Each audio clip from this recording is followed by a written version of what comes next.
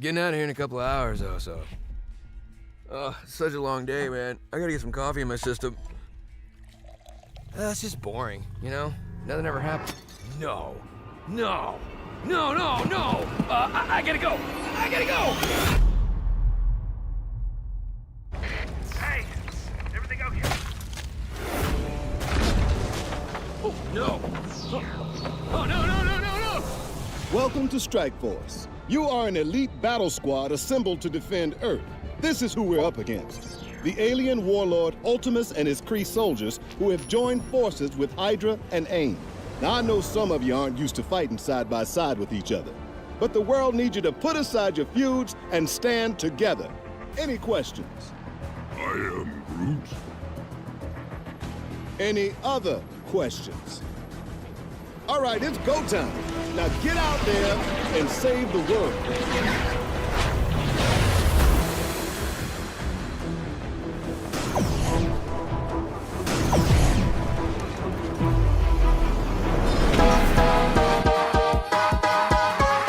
If you need help with your Marvel Strike Force game, then come down to the school of the Game Father. Valley Flyin' did, and he learned that you can't beat the Game Father. Valley Flyin'. That's right, I'm the 3-time Super Sunday Red Stip Blitz Orb champion. After I uppercutted Valley Flying in his vagina for the 3rd time, he went home and cried to his little mommy, and now I need a new challenger. Bring it, little boy.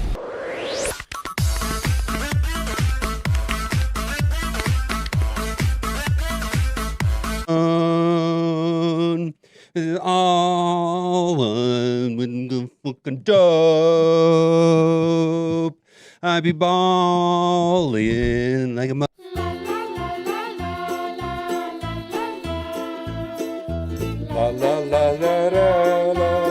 Gamers, keep on gaming because gamers are cool.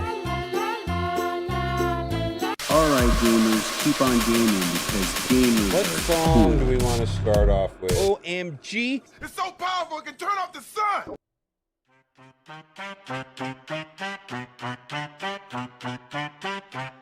Yeah, yeah. Got the shards, got the stars, got the ice. Wow, that's all got the pork. team unlocked, but I got no gold. Got the coins, got the gear, got the red star glow, but I can't hit level 110, no gold. Got the mats, got the plan, got the meta squad. Tryna rank them up, but I'm straight up robbed. Got the whole new team from the blog post, but they sitting at level 1, no gold. Logged in early, did my raids, did my war. Opened up the orbs, now I'm broke once more. New team drop, yeah, I hit that unlock. Now they all on the bench like a trade block. Got the training mat stacked to the moon, but the gold gone faster than a blitz sim tune. Try to take them up, just a couple of tears. Cost 50 million just to face my fears. Everybody say, just manage your spend, but it's 50 mil just to make one friend.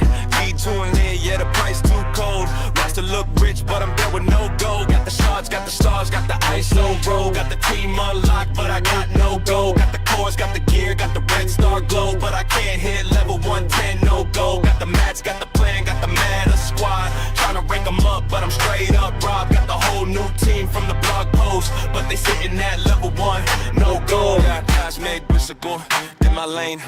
War attack, still the same. Everything ready, but the upgrade cost. Click that button, now my funds get lost. 50 million just to level 1 guy. Now I gotta choose who survives. New event, new must build crew, but my wallet say, nah, not you.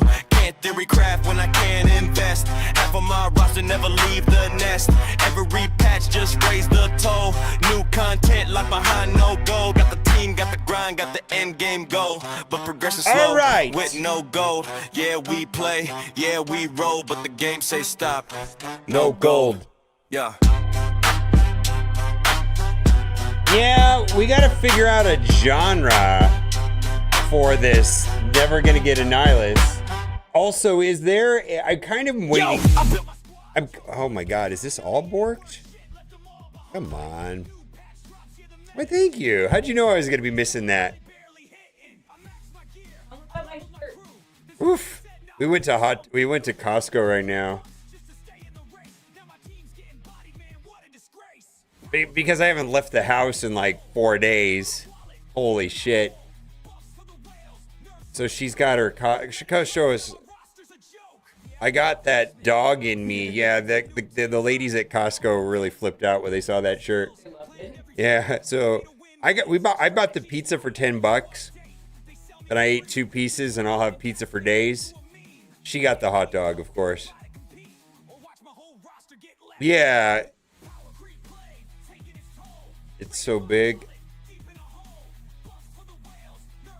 Alright, we gotta watch this shit.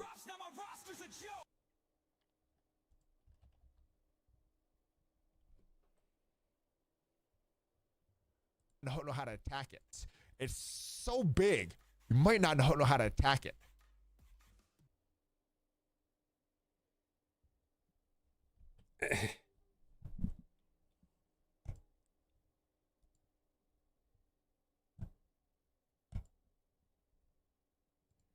All right, we'll see if this is a massive shit show today, right? With 576 in California. So that in Vegas, ours is a little lower. Our prices are not that much lower than California though, but I think we're about $4.99. But we were just at Costco and I didn't look at the gas prices. I can't wait in their line. A line is just too much. I mean, I know it's the prudent thing to do. It's just, I'm not, to save. I can't do it. I can't wait in line for an hour or whatever it is. I'm too good for Costco gas.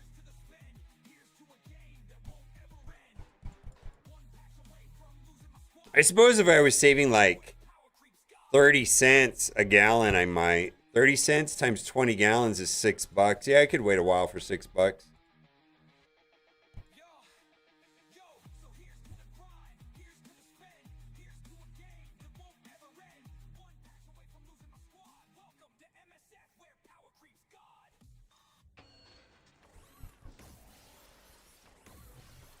Yeah, we got him. Thank you. Thank you, Steven.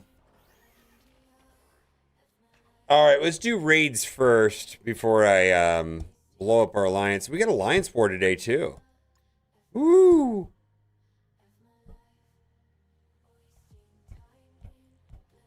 Yeah, I wonder if it's going to be a shit show today with High Evolutionary. Somebody yesterday said that Boylon could not find the High Evolutionary orbs. I don't know what to think. Blaster Saga? Okay, we'll do all of it. We'll get the blaster. We got a... Oh, was it last Thursday where I had a fuck ton of stuff to do? I had a blast last Thursday, right? Yeah, I did. Last Thursday was awesome. I'll tell you what, if we get over 400 people in here, I've got some giveaway promo codes. Otherwise, I'm going to save them for Monday. I kind of want to wait until we have at least 400 people in here, though. So hang around. Maybe we will get 400 people.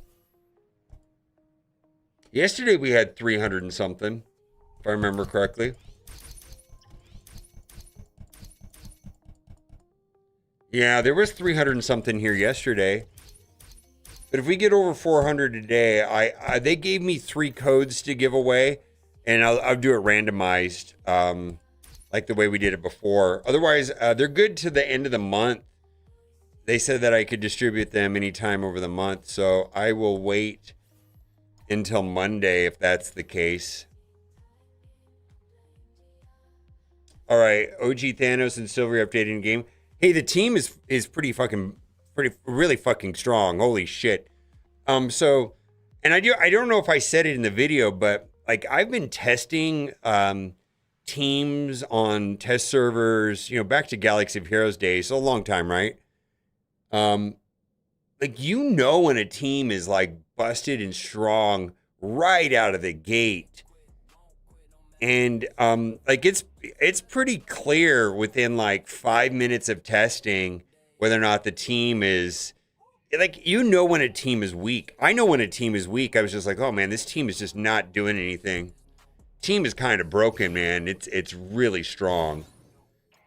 I imagine it's going to be a complete menace on defense. Somebody will figure out how to crack it, though. You know, I'm not smart enough to figure that out.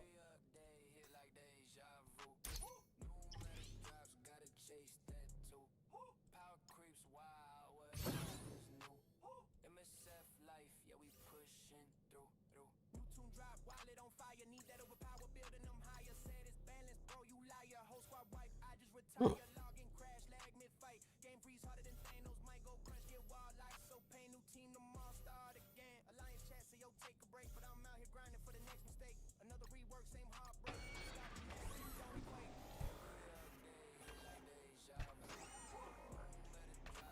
All right, so let's see. They're updated. Okay, let's screen grab that. I mean, they would have to push it out. Yeah, they jumped up quite a bit.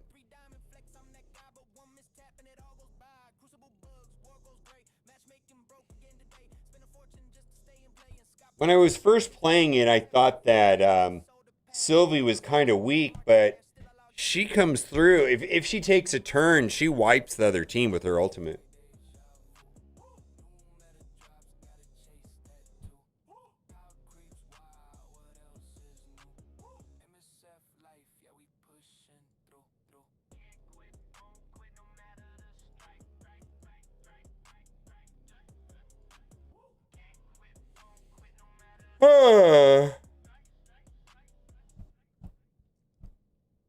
Punisher trailer?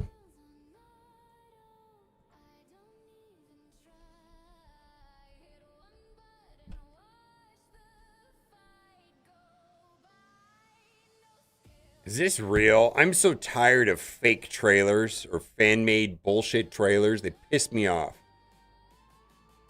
If I will downvote every single fan-made trailer. I hate that shit.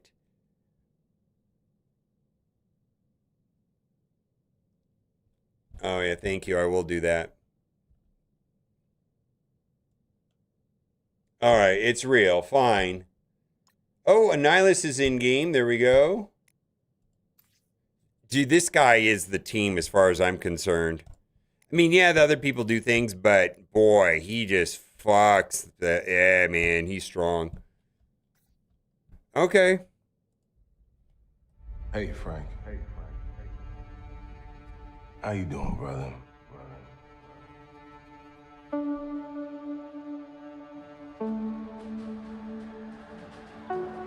Talk to me.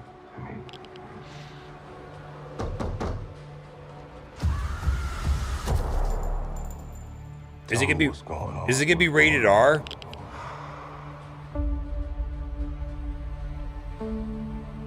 It's bullshit if it's not rated R, by the way. Think God's gonna forgive us for the things we've done?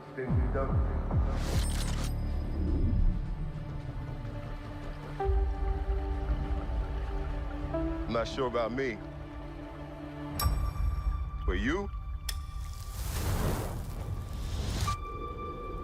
You ain't got a fucking chance. Is that Sam Jackson? Well, it said fucking, so in the trailer, then it's rated R, probably. I'm down with that.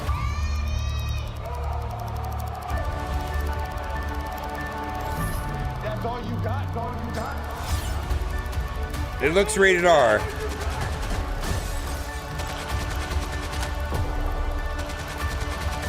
Yeah, it looks rated R for sure. Holy shit, it looks rated R. Cool.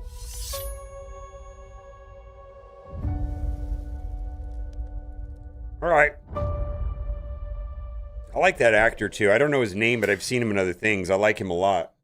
All right, that gets a thumbs up. I like that. I hope that's a W. Yeah. Yeah, if it wasn't rated R, I mean, some things should just be rated R and not for kids. I feel like Punisher is probably in that world.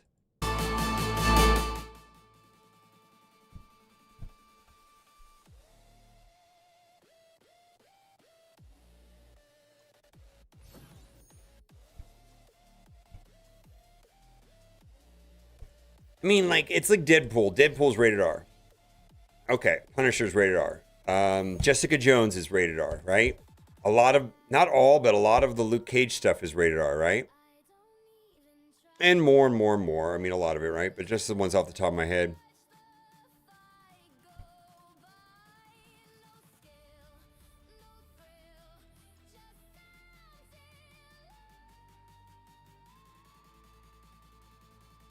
Yeah.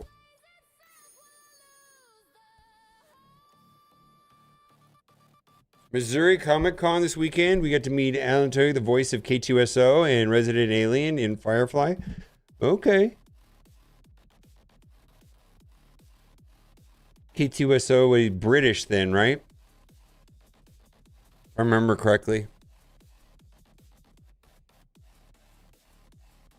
Or English. I don't fucking know the difference.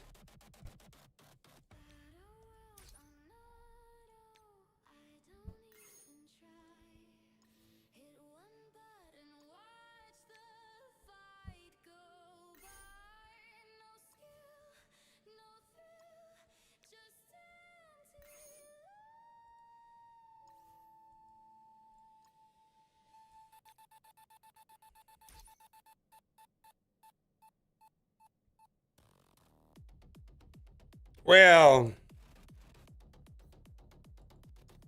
I think you can make something else happen. I think the team's going to be busted one way or another.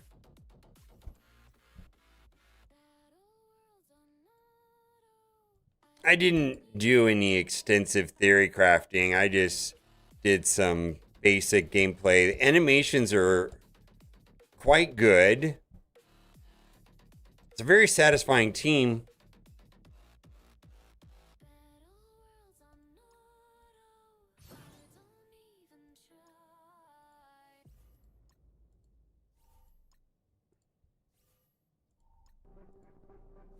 Well, I mean, I thought Sylvie was optional until she I don't know if you saw when she wiped everybody. She does so much damage.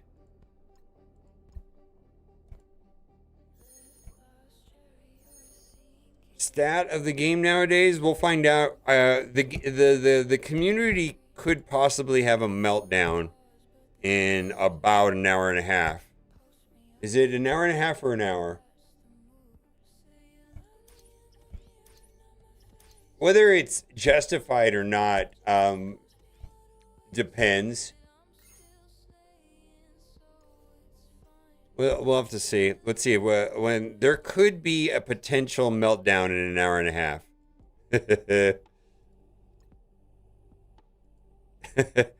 Just saying.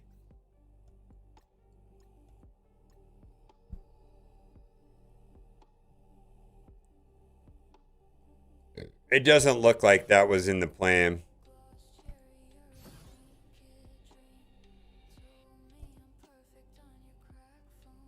Well, if you come back to the game, they've made the game very easy to come back to. Frankly, you might have more fun than I am with coming back with a new account, with an account. Yeah, I feel like the game is somewhat favorable to new accounts and returning accounts. You will actually have stuff to do. Until you don't. Alright,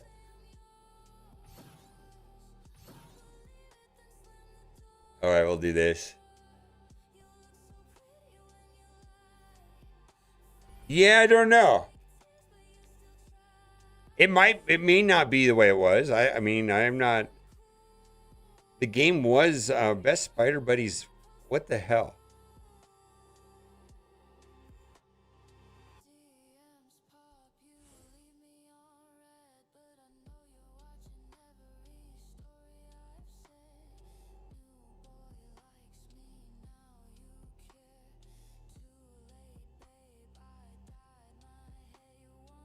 All right, let's do that.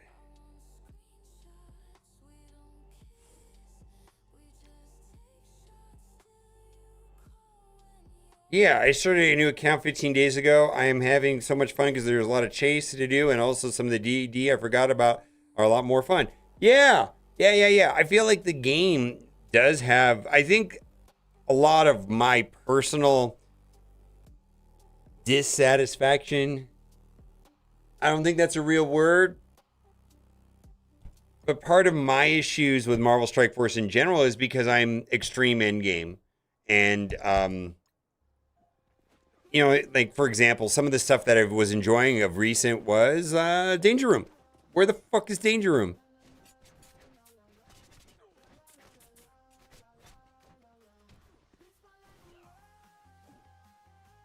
Oh, so what the fuck is this?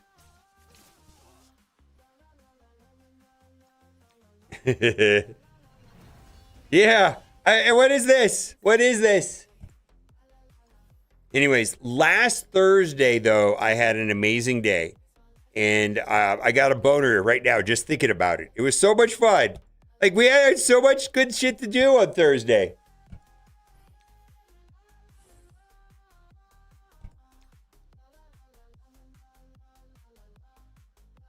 Yeah, severe. Dude, they just, I don't know what the deal is. I just feel like this is the problem too. Anytime they put out something that is challenging or unbeatable or extreme endgame, then, you know, 900 people that aren't endgame complain about it being too hard and fuck this game. So it's like they can't win. For some reason or another, they seem to have an extreme hard time of making content that is challenging to players of all levels of the game. For one reason or another. Although I will say Raid Shadow Legends just did that recently too. They kind of they did a Marvel Strike Force. They did a Marvel Strike Force over in Raid Shadow Legends recently.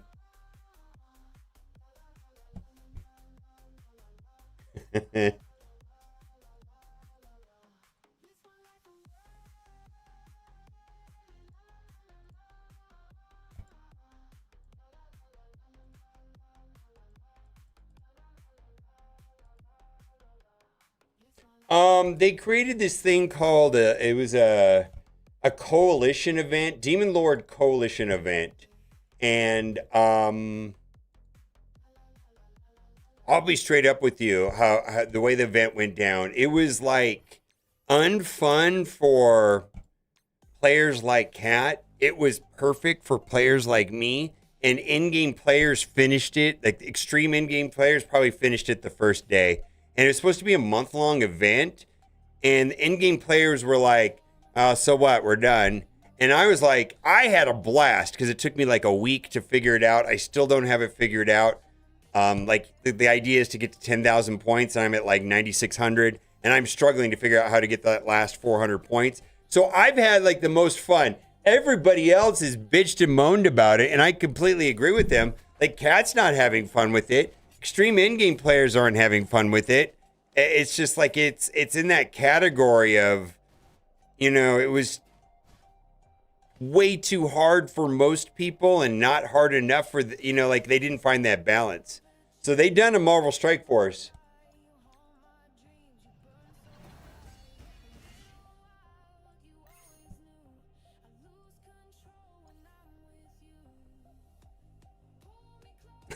I don't know. No, but I'm just being silly. I don't know if Marvel Strike Force, but no, this is something that historically Marvel Strike Force, in my opinion, and I know you agree. I don't know if you agree with me, but you've heard me say this before. There's been a challenge in, and frankly, if I could see how that's a challenge. Like I don't think that's an easy task. But what I'm saying is in Raid, they typically do something called an event dungeon. And the event dungeon is well received and meets all the category, you know, all of the things where people are thrilled about the rewards. They like doing it. They get to do it for the entire time it runs.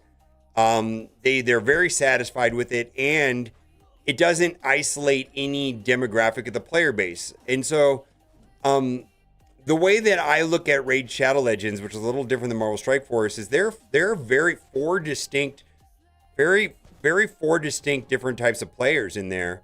There's extreme end game, right? Which I am not. I am hyper sweaty end game, but I'm not late game. Like, I've only been playing the game for 2 years. Then you have my wife, Kat. Kat is casual mid game, right? And then there's early game, right? And this event, this seventh year anniversary event, basically only appealed to me and nobody else. Where their event dungeons appeal to everybody. Like, an early game is like, oh my god, I get to get pinpoint gear or chronophage gear, and this is the best thing ever for my account. And in-game players are able to blast through this insane hard content at the very end that is ridiculously dumb hard and takes the community a week to figure out how to do it, and get lucky if you have the right characters to do it.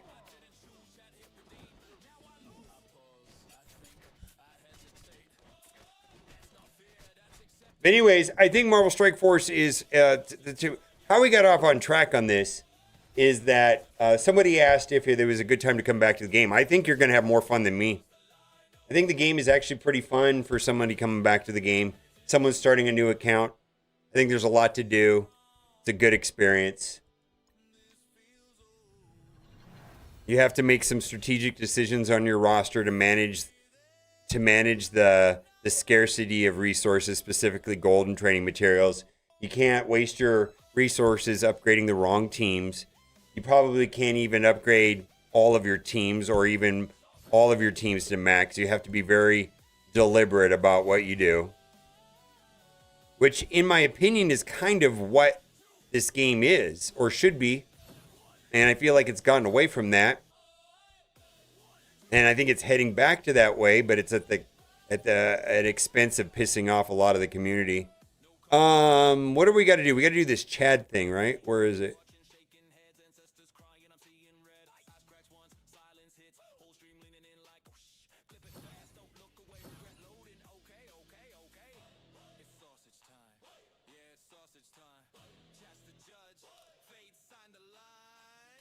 Oh yeah, started a new account a month ago and love it more than when I left off 5. Yeah, a new account today I think is a lot of fun. What compensation? I'm not familiar with what you're talking about, Droneshound. Actually, I'm interested in knowing more about that. All right, what's the trick to this?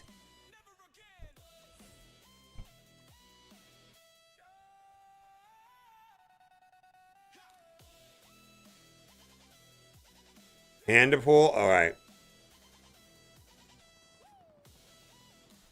Oh, yeah, I remember. So I won't get that because I was exploit early, exploit often, cheater.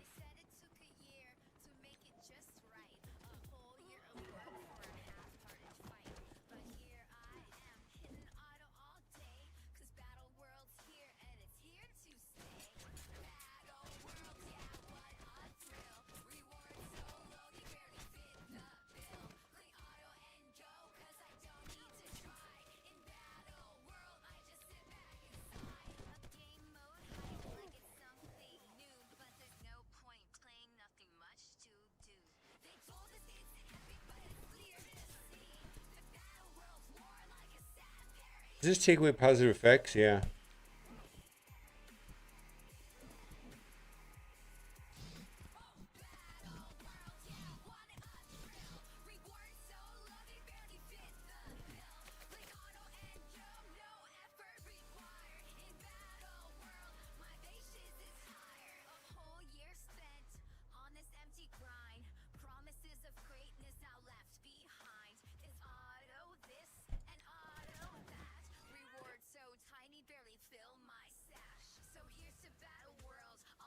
I believe it'll give you something to do. They make getting, after characters have been out for more than 6 months, they make it pretty easy to get them.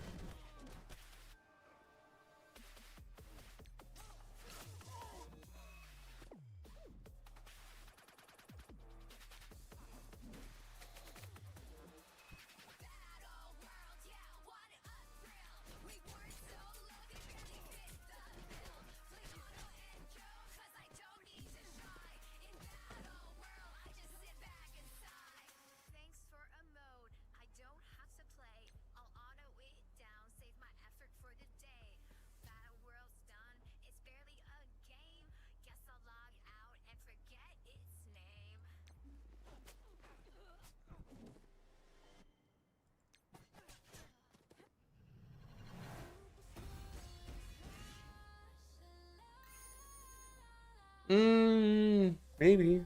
I don't know.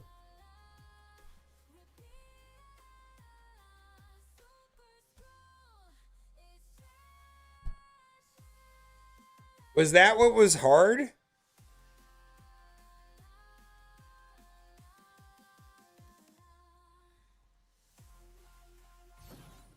Oh.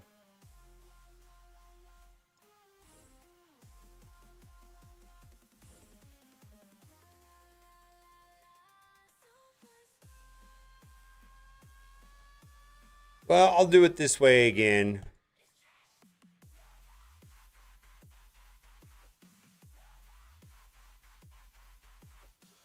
I don't know. I mean, if you don't want to come back, don't come back. I'm just telling you that if you would have stayed with the game and you were playing the game today, would be less fun than you quitting the game and starting back. That's all I've tried to say.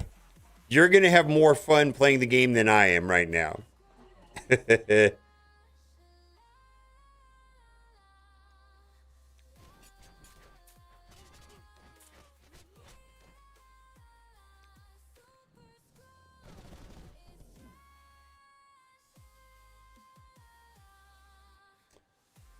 Let's see, Vulture's the menace.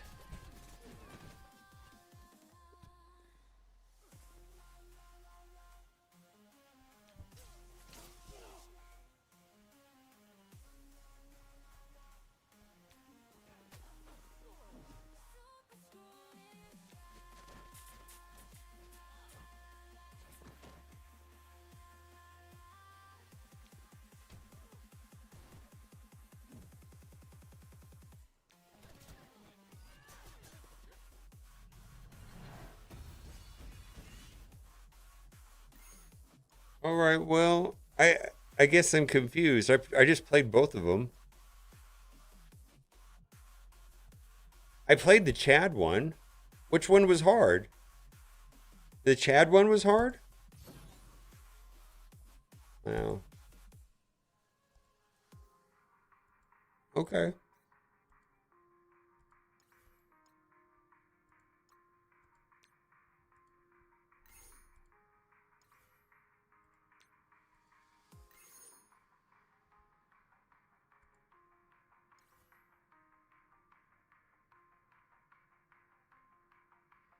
Oh yeah, I just don't I feel like they I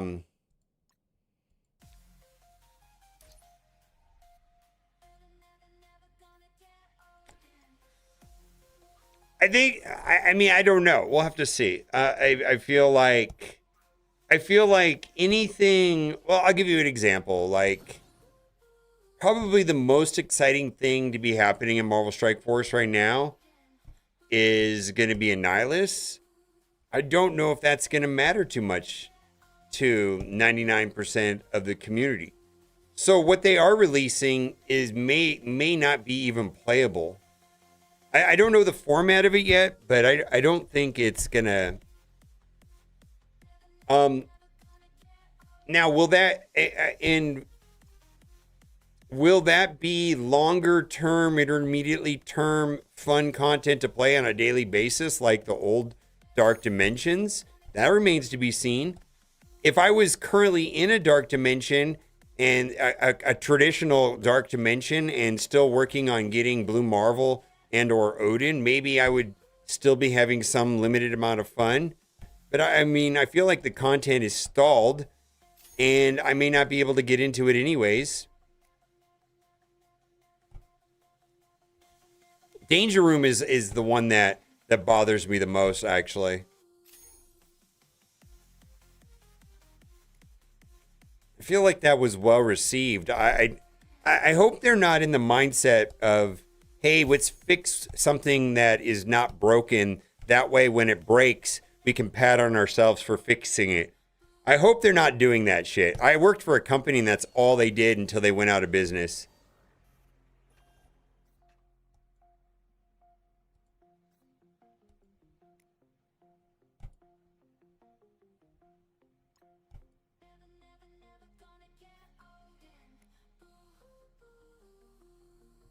And I suspect that Danger Room wasn't as hands-off as they would like. And what I mean by that is, you know, they created the arena system 9 million years ago and had not have to look at it once, ever, since it was published and released near the start of the game. Danger Room doesn't work like that. It requires some upkeep, and that may not be desirable. And they may be, and if they're making changes to make it simpler to republish without having a team go in and redesign it every single time, and that makes sense to me, but I don't really know what's going on. I could see that being a possibility, because I don't feel like it's in the category of, you know, set it and forget it. Let's see what sees Mephisto. Like, nobody's looked at this game mode since it came out 7 years ago. I mean, they made this 7 years ago and it was done. Maybe they've done some modifications to the rewards. I just don't think that Danger Room in its current form works like that, and that may not be desirable.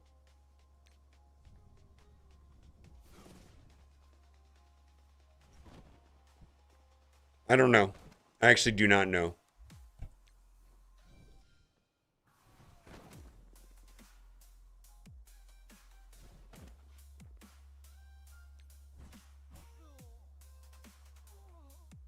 You're wrecked, nerds.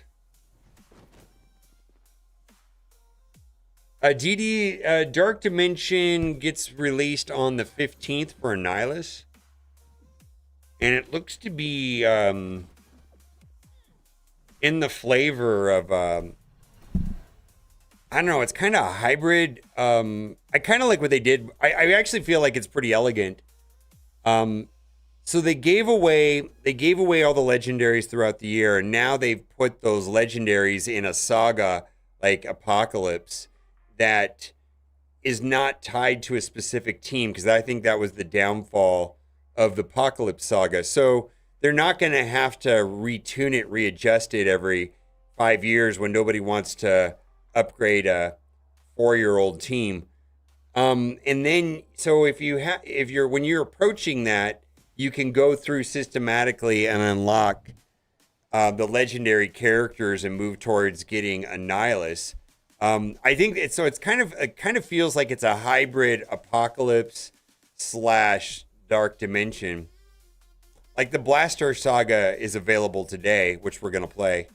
Which is, I'm just doing it for the costume, but for people that don't have Blaster, they can get them. There you go.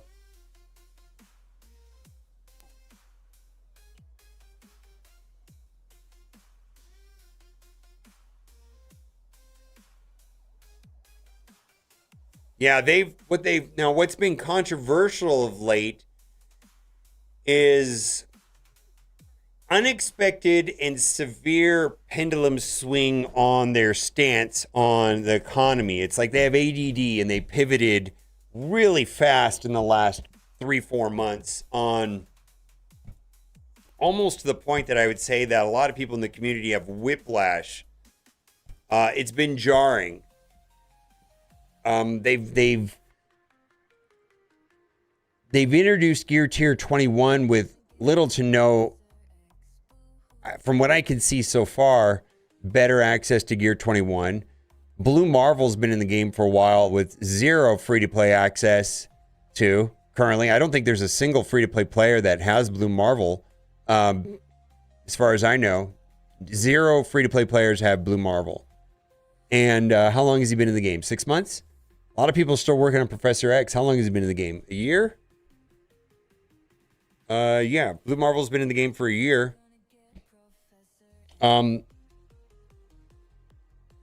T4s were reallocated to Danger Room. Where is Danger Room? Significant. They're restructuring gold and training materials towards a low spend model, which is bad for free to play, but it's actually kind of favorable to someone like me who's a value added spender, where they've stripped away gold from the general gameplay and they put it into battle passes and or $15 offers. So they've they've increased the total amount of expenditures as possible by a gear tier increase of 110, while also shortfalling maybe 100 million a month in gold.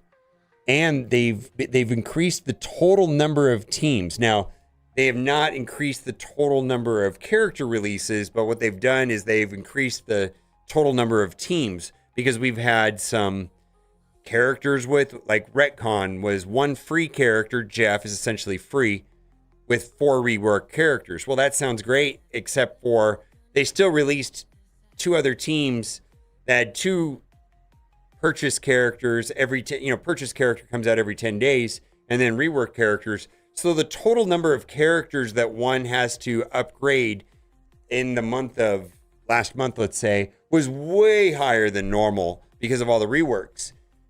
I do think that forces players to be smart with their gold, meaning either skipping characters and or teams, or not just blindly taking every character to max level, and maybe having to make an assessment of what characters actually worth taking to 110 versus which characters are not. I know I've had to do that, which I welcome, any kind of brain cells being used in this game.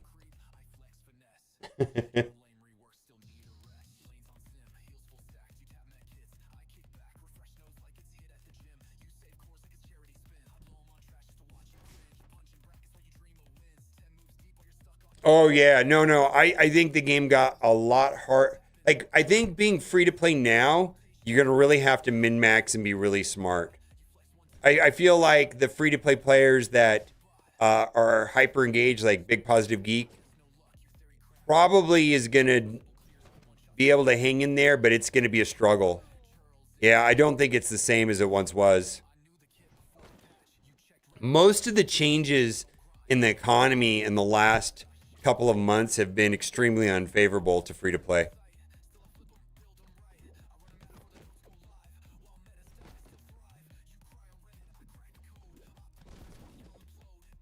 Oh yeah, Blue Marvel is not. Yeah, I don't know. See, I still don't know what they're doing with. Basically, they've come up with 2 progressions. They came out with 2 progressions in the recently. Gear tier 21 and 110. Okay, 110 is just gold, but really one should consider only going to 105, right? Because it's expensive on mediocre or old characters. But they came out with Gear 21, and Gear 21's priced like it should be. I mean, that's how they do new gear tiers. I get it. But I don't see the traditional relaxation of and the accessibility of resources in Gear Tier 20 in the same way that it's been historically. And that feels very deliberate. Never even mind Purple ISO 5. That's non-existent. Non-existent.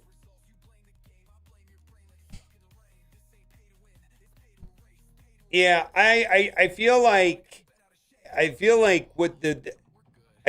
what's actually happening is whiplash. The game used to be a way similar to the way that it is now, or the way that it's heading, and then they forgot about the game. I don't know what they did. They just forgot about making the game do. It's like they just let everybody get everything for free for like 6 months, and the whales were bored out of their mind and left the game because there was nothing to do, and everybody had the same rosters. I think 9 months ago, everybody had the same roster. There was no diversification between my roster and anybody's, really. And I completely stopped spending because there's no upside to spending. There's nothing to buy. And that was good for free to play because they were able to catch up, but I don't know if that's the way the game ever has been. And I don't know why they let that happen. And now that they went, oh shit, and they're trying to course correct, it's painful. Like, it's whiplash. It's jarring.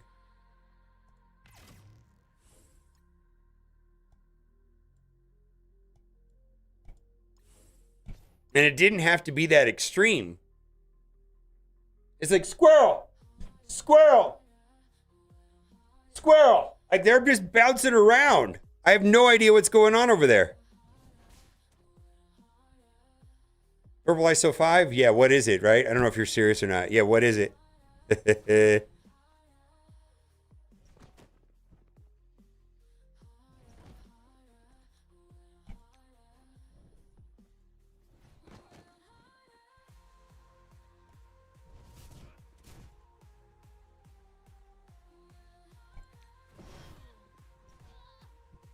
Yeah, it just like there was a time where it was like, why do I need to?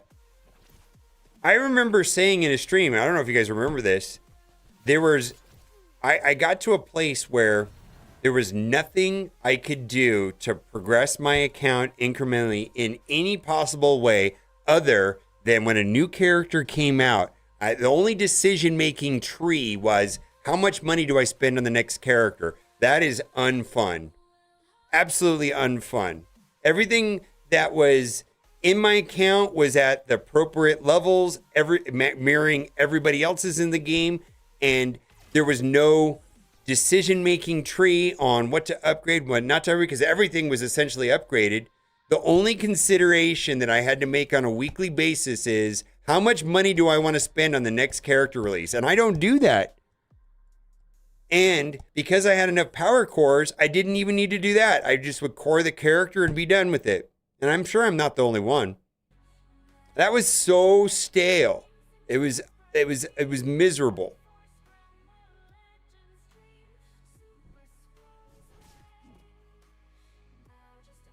Yeah, but I don't think anybody wants to hear what I'm going to say right now. I don't know if what they're doing is bad, but the way they've done it is. I feel like they've gone too extreme. Like, I don't feel like it needed to be like this, where it went from this extreme to this extreme, where it could have stayed more level. Absolutely. Oh, I'm going to lose this fight? Probably.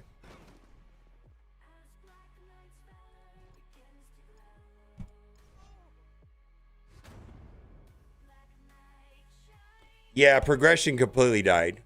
Moments really died. My understanding is, and I didn't test it. I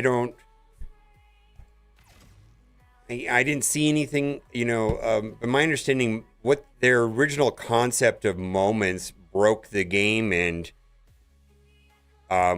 made older characters break the game, and I suspect, I don't know, basically gave players agency to upgrade characters that were older that would work well, and hence no reason to buy new characters. Yeah, that's not getting passed by anybody. That's not getting, I mean, I could be completely wrong on that. But why would they allow you to upgrade your Spider-Man to be the best character in the game if that's going to stop you from buying Spoder-Man?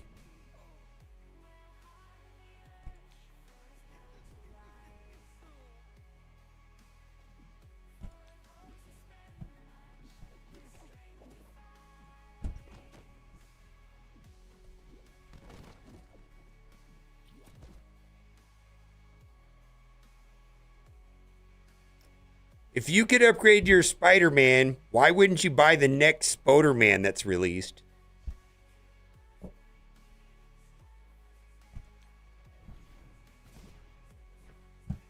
Maybe. I don't know. I have no idea. I feel like this game is, there's three, pretty much all these games were initially based off of Summoner's War.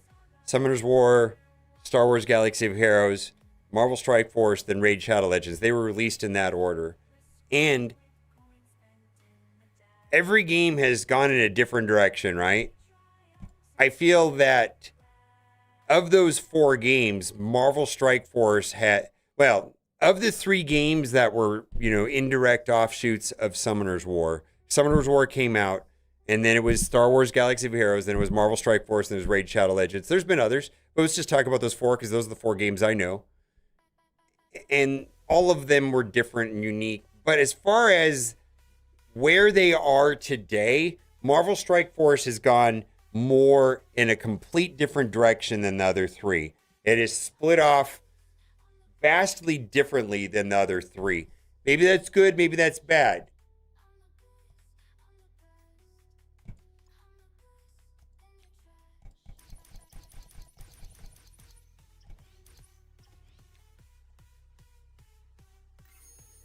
Yeah, they're all, I mean, it's hard to say they all copied each other. I mean, chess copied checkers. I don't fucking know.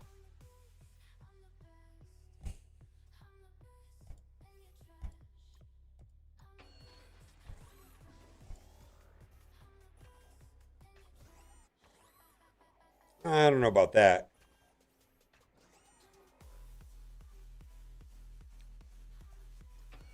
And I got to tell you, some of it, I feel like it, oof, I'm going to say something pretty bold right here. I kind of feel like some of it was my fault.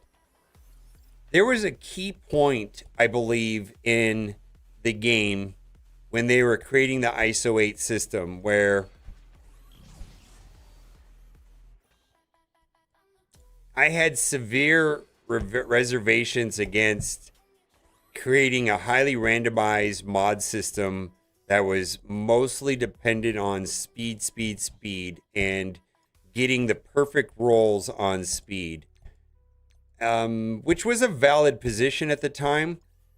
But I think it took them in a direction that was way different than, I mean, I guess maybe I was wrong is by that with that position at the time. I just didn't expect it to play out the way it did. I just feel like ISO 8 is the most boring non-system ever, and they haven't done anything since then. There used to be, what do they call that? In the Alliance, where you could upgrade each character, you know, like mutants, you can give them extra whatever armor, you know, health, whatever. What is that called? I don't even know where that is. They never, you know, that was a way of making your roster different than some. They completely have abandoned that. Stark Tech, yeah, that's long gone. I mean, they've never added anything to the game, anything remotely like Stark Tech or IC 8 ever since then. And both of those systems are not very, I mean, they're pretty straightforward. There's nothing to them.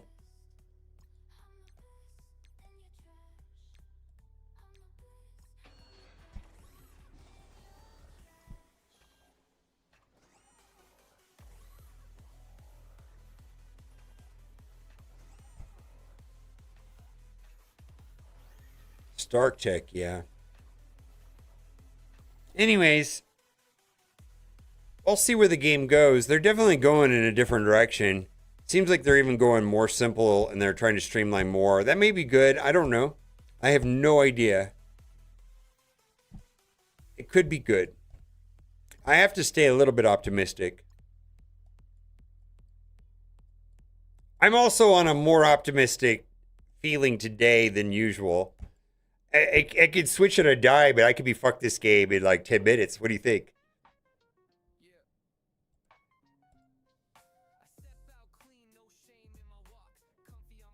Dorky to the rescue. I pinged Dorky. I had an idea. Dorky didn't really tell me directly, but I had an idea of something was in the works like this just from when I had a private conversation with Dorky. I mean, he didn't say it. He didn't break any rules or anything like that. But I just sensed something was up because he was asking me some specific questions about some things. And so when I pinged him to congratulate him, that he did move forward with working with them, which I think is a fantastic opportunity for him. Even if Marvel Strike Force falls apart, you know, years from now, he'll have the experience of being involved with a mobile game developer in some capacity. He might even learn how to interact with the Unity system and perform some sort of, move up and, work on something else, right? Like it's a career, right? How often, it's like sneaking in the back door, right? And if you're good, you're good. And he's hella smart. But in that conversation, he expressed to me that he was super excited about some of the things that he was working on. And it's like, you can't wait for this. This is going to be good. And he didn't, he didn't say anything, but he's like, and I believe him. I believe him. I actually believe him.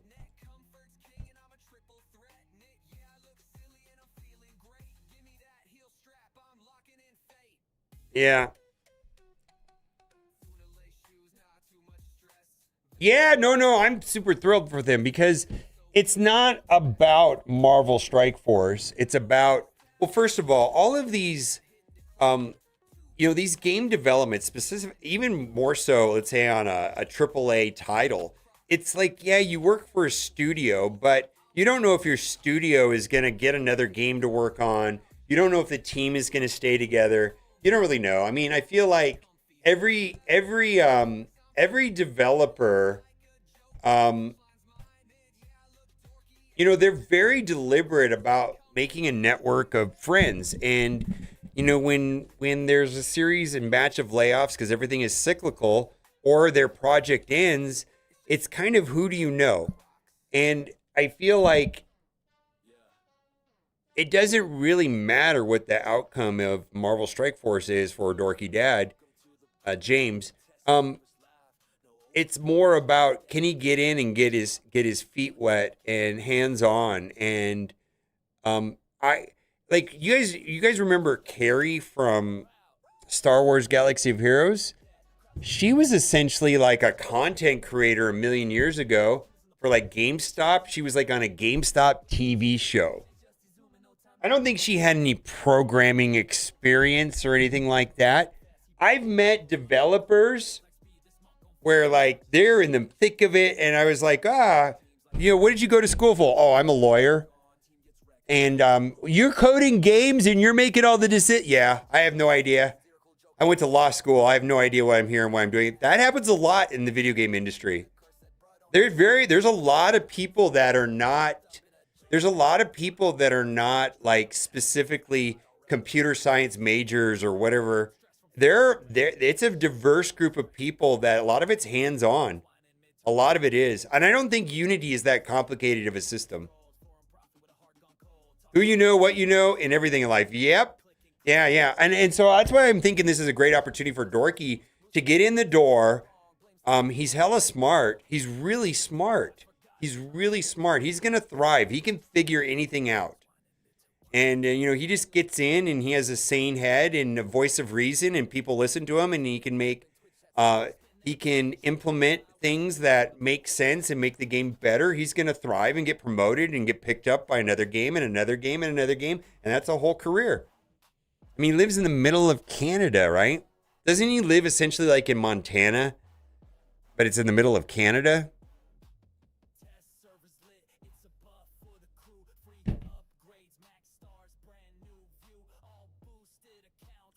Yeah, IT tech is generally like that. Knowing your shit is more important than skilling. Yeah. You have to know your shit. And I just think I have a lot of confidence in his aptitude.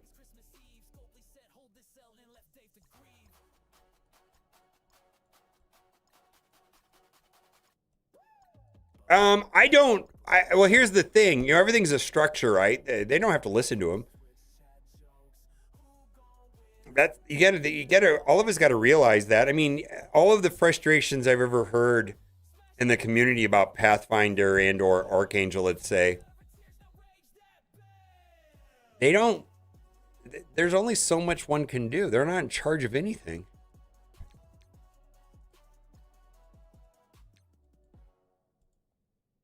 Everybody's got a boss. And everybody's got a job. And everybody has only a limited amount of influence over the outcomes.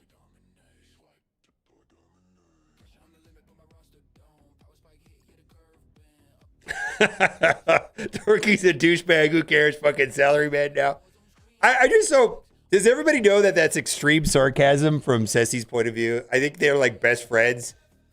But anyways, I feel like I have to state that that is extreme sarcasm. I mean, I'm glad that the Twitch community can foster these kind of relationships in general. Although I've been a little more sensitive lately. I don't know what the fuck's wrong with me.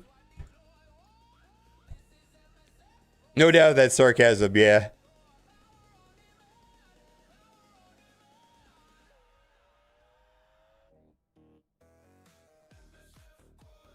Oh no, Dorky's super smart. I don't think you guys understand how smart Dorky Dad is. Yeah, Dorky's super smart.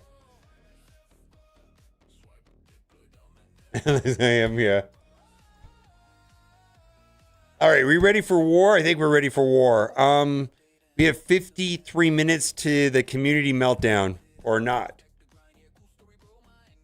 I think it'll be fine.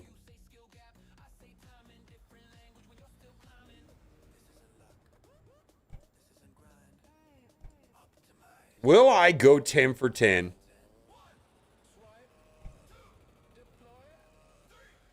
No sarcasm in the classroom? Yeah. Oh, man. I'm the master complainer here, man. I don't even know how to not complain. Will I go 10 for 10? Scambling.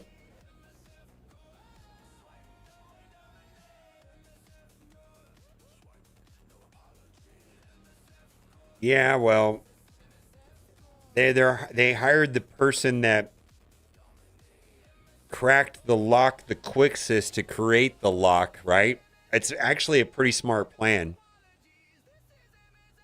Some of the uppity ups, when we were back at Scopely, some of the uppity ups there that were, you know, the brain, you know, Ryan organizes and orchestrates everything and he's super smart, but there are people underneath him that are actually, you know, making it happen, right? And they were picking Dorky's brain quite a bit. They knew he knew his shit. They knew I was a clown. I didn't know anything. They didn't talk to me.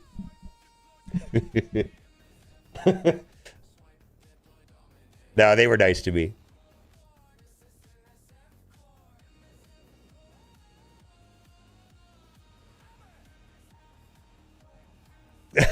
Maybe. No, I just think very highly of him. I'm super happy. Also, if we get over 400 people, I might save this for Monday. But if we get over 400 people, I'll do some freebies. I was given 3 codes to give out between now and the end of the month, and I kind of made a commitment that I wasn't going to use them unless there was at least 400 people in chat. So I see there's two something here now, 250 almost. Oh, look, it's the guy that says offers are trash. Yeah, I'm kind of known for being a loudmouth. It's okay, though. I don't know how to not be one. I can't. I don't know how to not do that. Well, you guys are super confident in me today. Oh, look at that. 92%. Fuck yeah, let's go. I think when I'm the most...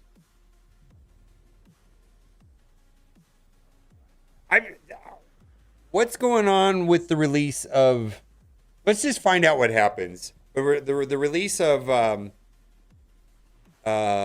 fucking animal herder, animal mutilator from Guardians of Galaxy 3, evolutionary, whatever his name is, it's coming out at the top of the hour.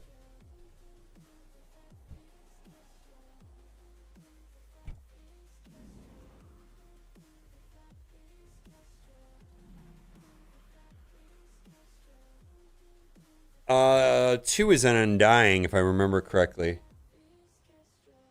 Let me look. I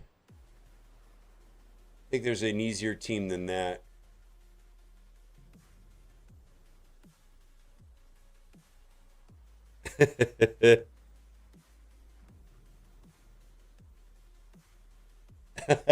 How's it going, Raid Dragon?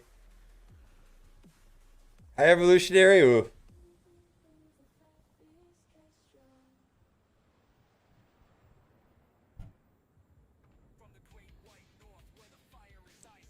I saw you typing into your Discord for the boomer bastards. I hope the alliance is going well. I like starting new accounts and then abandoning them. I just love it. And I even spend money on them sometimes.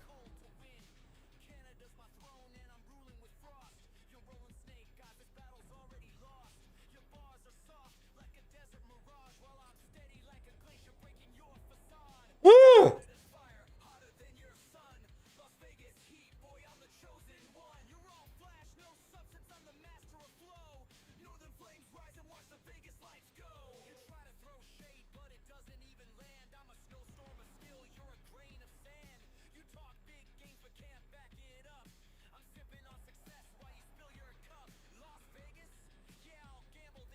All right, let's do Undying.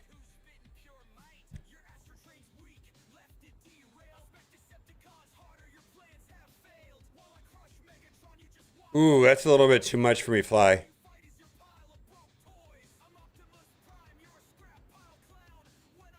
Yeah, no, I like the early game there, but my problem runs into I don't have.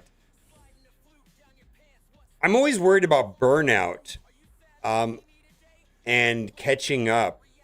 Burnout is a real thing. There's only so many accounts I can play at once before I get burnout.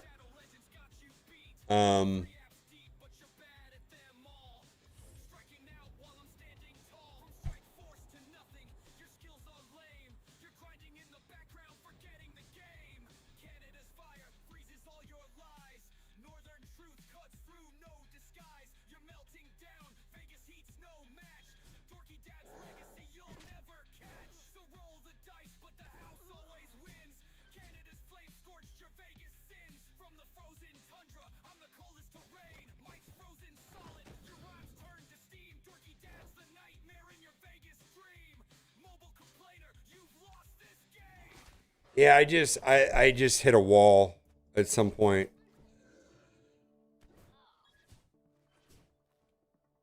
I can only have so much fun a day.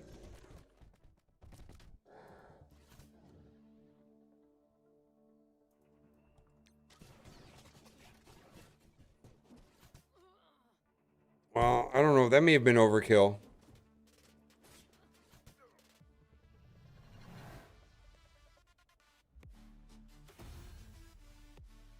I mean, I have other obligations outside of playing mobile games, too.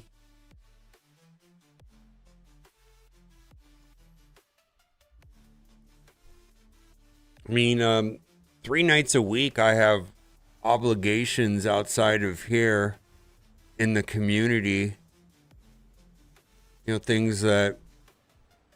All right. This is a 4 red. All right, we're going to do the Odin team. I'm going to switch to Fortifier. Hopefully I got Fortifier up and running. Huh. Let's go upgrade that.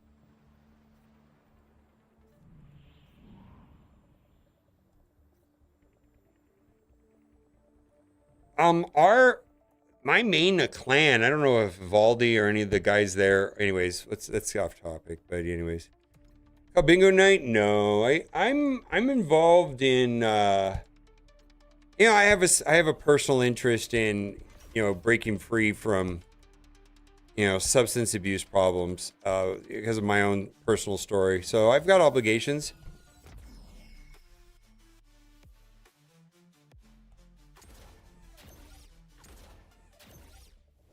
And some of them are time consuming. It's my charity work, if you will. What do we got? Alliance War. Woof. Favorite ISO are typically Raider. But I'm gonna run Fortifier in this fight because he just needs to survive. So this is a special fight. And this fight is it's a 4 yellow, so this is not a overly challenging one.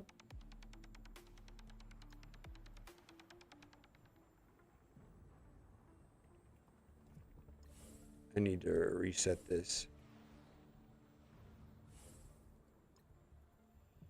But normally I would run Raider. Yeah, I don't do any of it over the internet. I just, for me, I've had people ask, I just don't. I prefer doing stuff in person.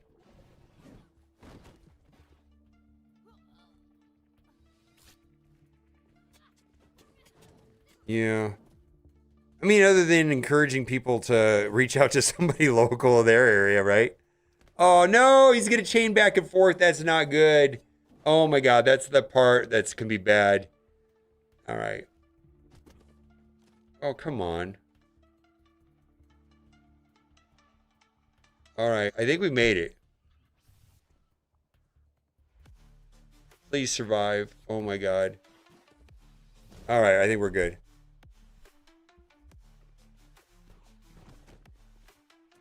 Eating substance probably a great thing. Hard to tell. I speak from experience. 24 years this August without a drink here. Holy shit, Fly. Yeah, I'm only I'm coming up on 13.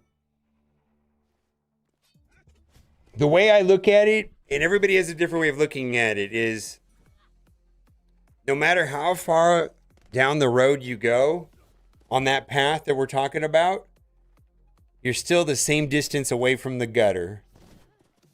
That's just how I feel. I don't feel like it's like a destination, that's for sure.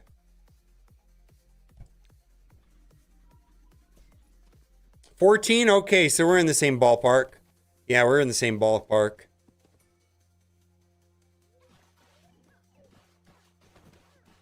Yeah, no, I'm 12. I'll be 13 years here in June. All right, well, we got this.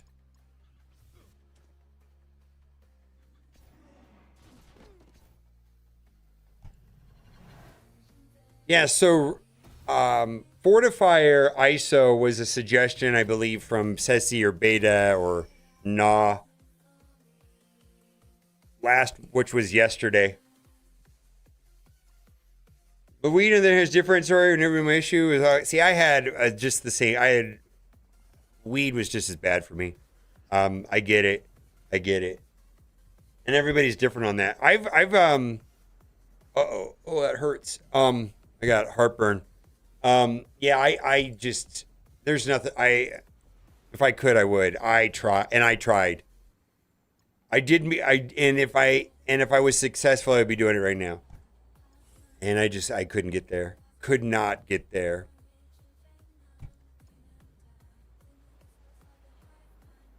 Probably wasn't me. Oh, well then fuck you then. I like your NASA thing next to your thing.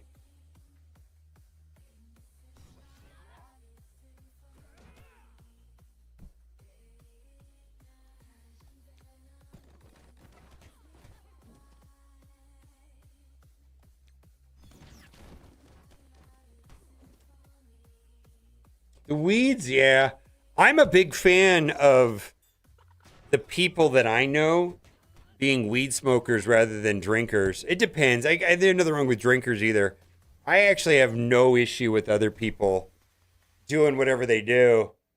I actually don't even think that alcohol or weed or any of that kind of stuff is even bad or evil. Not even close. I just think it's bad for me. I do not feel that way against some of the harder drugs. Some of the harder drugs I think are evil. The ones that, drive people onto the streets, and we have a pretty severe problem here in Vegas with two particular substances that I'm not a fan of. Like, fuck those drugs. You know what I mean? Ugh.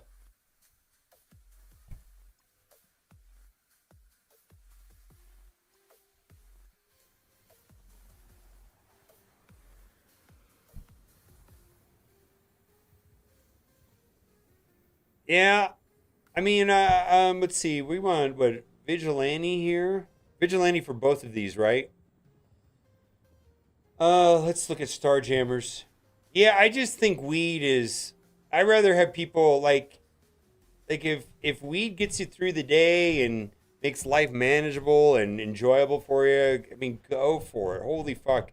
And especially if you're a person that smokes weed or takes a gummy bear before going to bed, or you're out on a weekend and you want to party a little bit and have a good time, and if that keeps you from drinking a gallon of vodka, oh my god, even more power to you.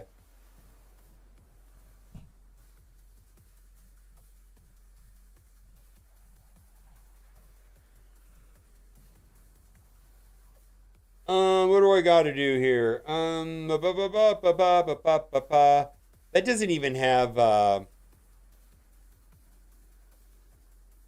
let's see, we just have straight Starjammers. Orcus takes that down? I don't trust that. Does Orcus really work? I can't imagine Orcus works on that. I don't believe that. Yeah, I don't believe that. I'm going to do Starjammers. It gave me 2 options on the spreadsheet. I'm going to do Vigilante because I don't trust that Orcus counter at all. In fact, I think I've lost with that Orcus counter. It really works? All right. Well, fuck me then. I just don't trust it. Okay, how about this? I'll go into a non-11, like a 10, and try it somewhere else.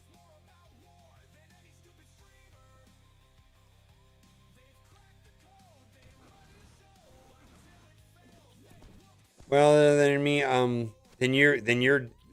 then all I gotta say, if you ever get to a place where you want to stop and you can't, and you find you can't, that's where you gotta ask for some help, and that's the place I was in. And for me, that involves going to treatment. But I don't know if, but it's also because I had some physical dependency issues also. Now, let's see here. Let's do this.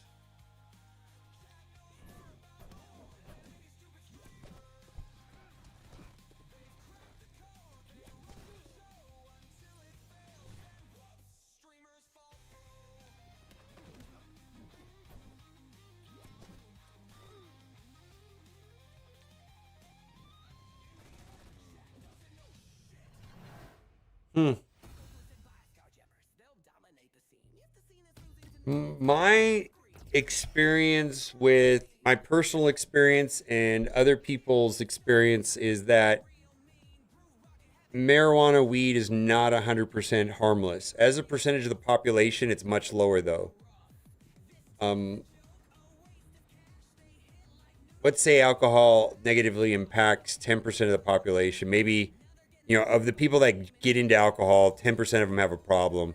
Some of the harder drugs are much, much higher number, right? Weed's a lower number, maybe 1-2%.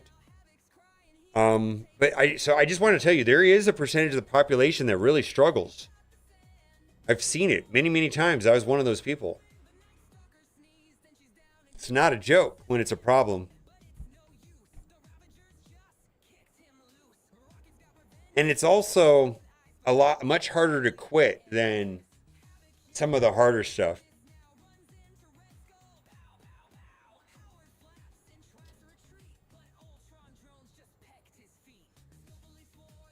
Let's see, Thunderbolts, Immortal Weapons. Ooh, do I have Immortal Weapons available? Mighty Avengers? Mighty Avengers not going to work on that.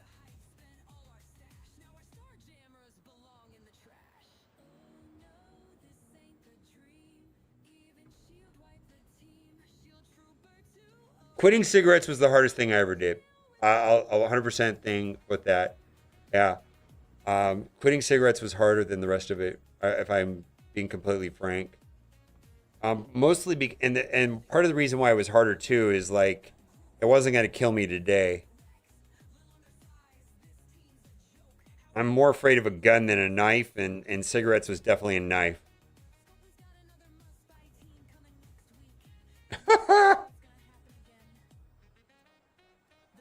Mighty Avengers is not going to work. I can't imagine Mighty Avengers is going to work on a punch up. Do I have Immortal Weapons? I don't think I do. I think they're on defense.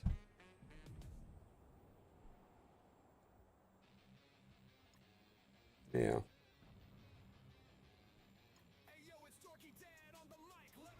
It will? All right. Fuck you guys if it doesn't work.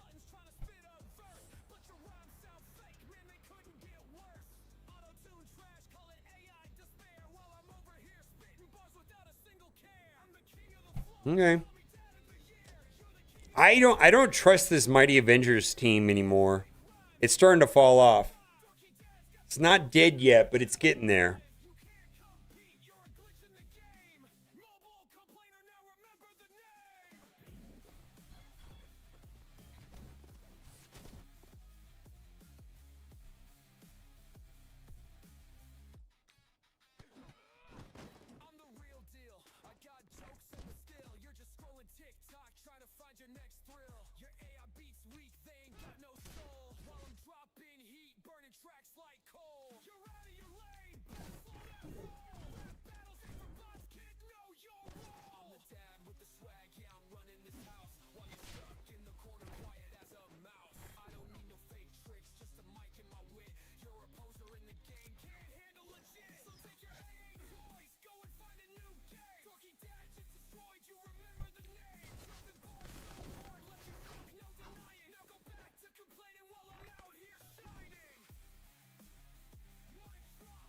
Goodbye.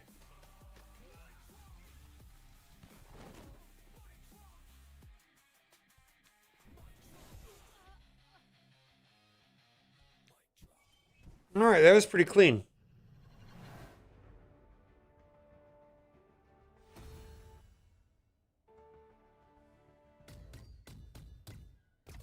Yeah, it was on my sheet. I just didn't trust it.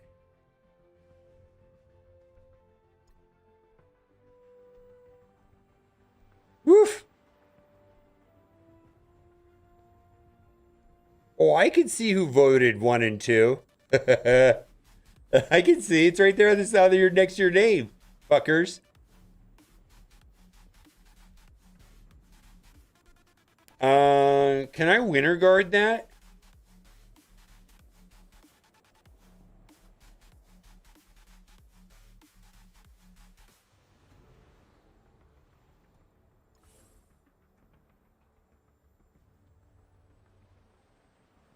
Well, that looks scary as fuck.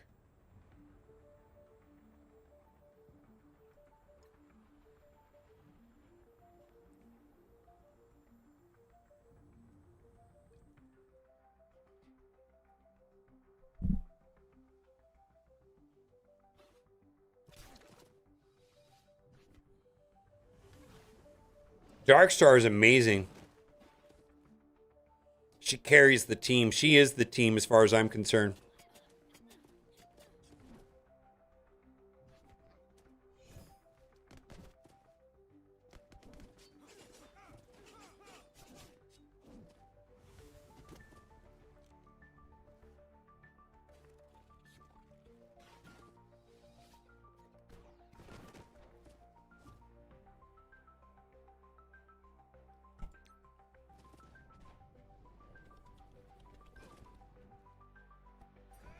Yeah, get wrecked.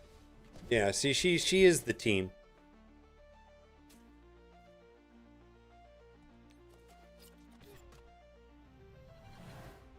Yeah, Darkstar is the team as far as I'm concerned. Just like in Brimstone, Damon is the team. I mean, she's the anchor of the team, rather. Yeah, I've got Professor X on defense, so. And Immortals on defense.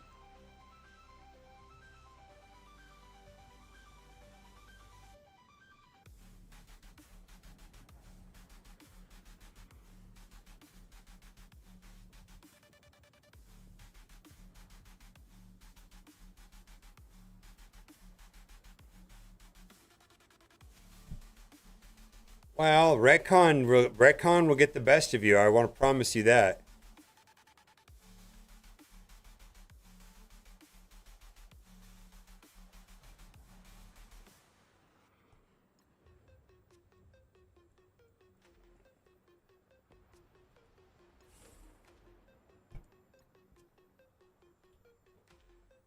Woo! Congratulations. Yeah, congratulations, everybody. Yeah, Retcon's not to play around with.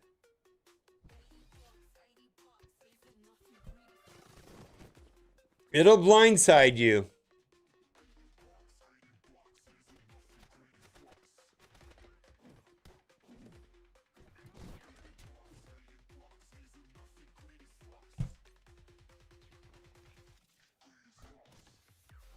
Yeah, Retcon's not a joke.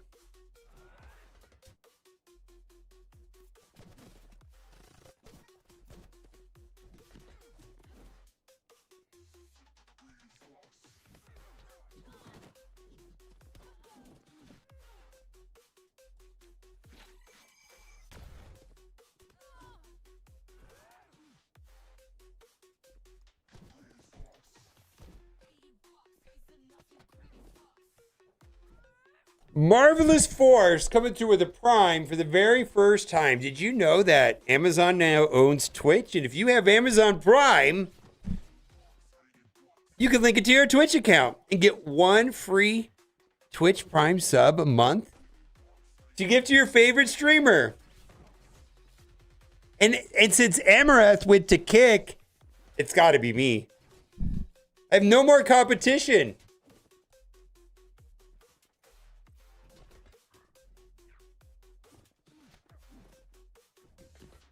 And I'm much juicier than she is.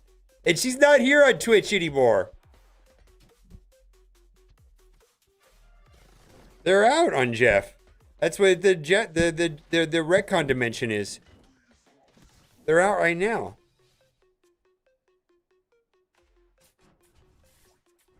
You can get a 7 red on Jeff if you play it twice. Let's kick. It's a Twitch competitor that is rated R that was created by the gambling company Stake. Pretty much in response to Twitch banning online casinos. The biggest company out there, Stake, created their own platform.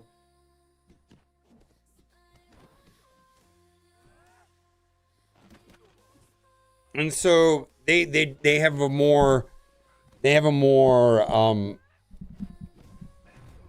kind of an anything goes policy as far as streamers. So a lot of the edge lords go to Kick. They've also paid a lot of people to go to Kick.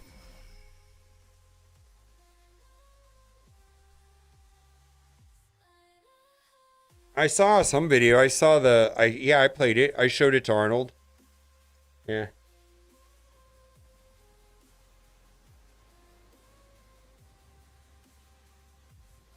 Chris, I've heard that before. If they could make more money by lowering prices, they would. I promise you. There's a whole staff of people, that's all they think about.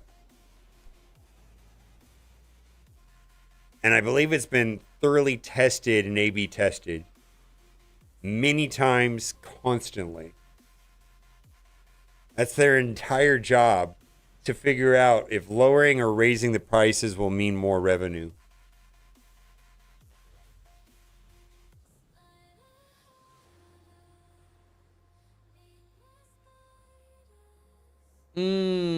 Can I take that out with Liberty? I think so.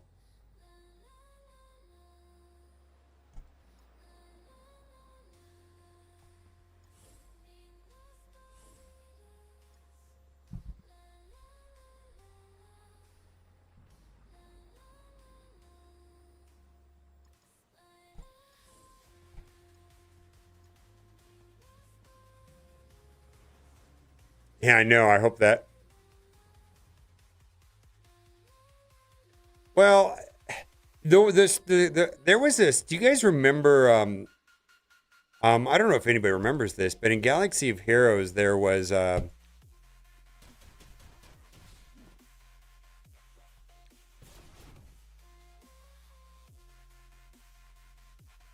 am I doing? In Galaxy of Heroes, remember there was a Count Dooku offer for $5? Way back in the day. I mean, first of all, these people never share anything with me.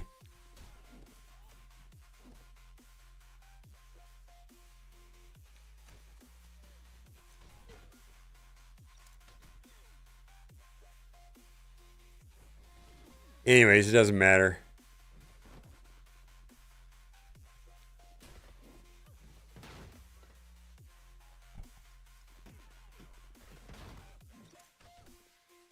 Yeah, apparently it was severely negatively impacted their revenue. It was detrimental, is what one of the developers told me.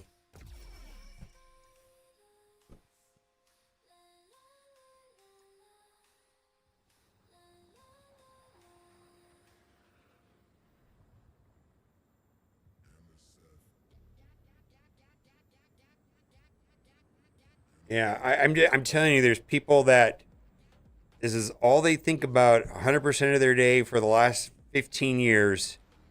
It's all they think about.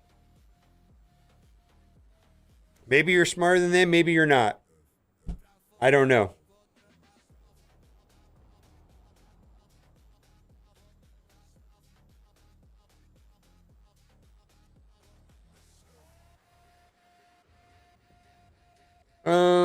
What do we want to do here? I could do null here.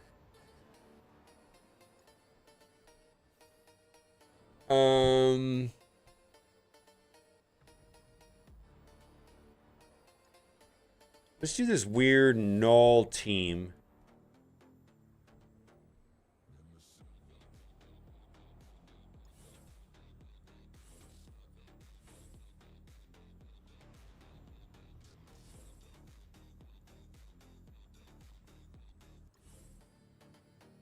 Oh, let's see.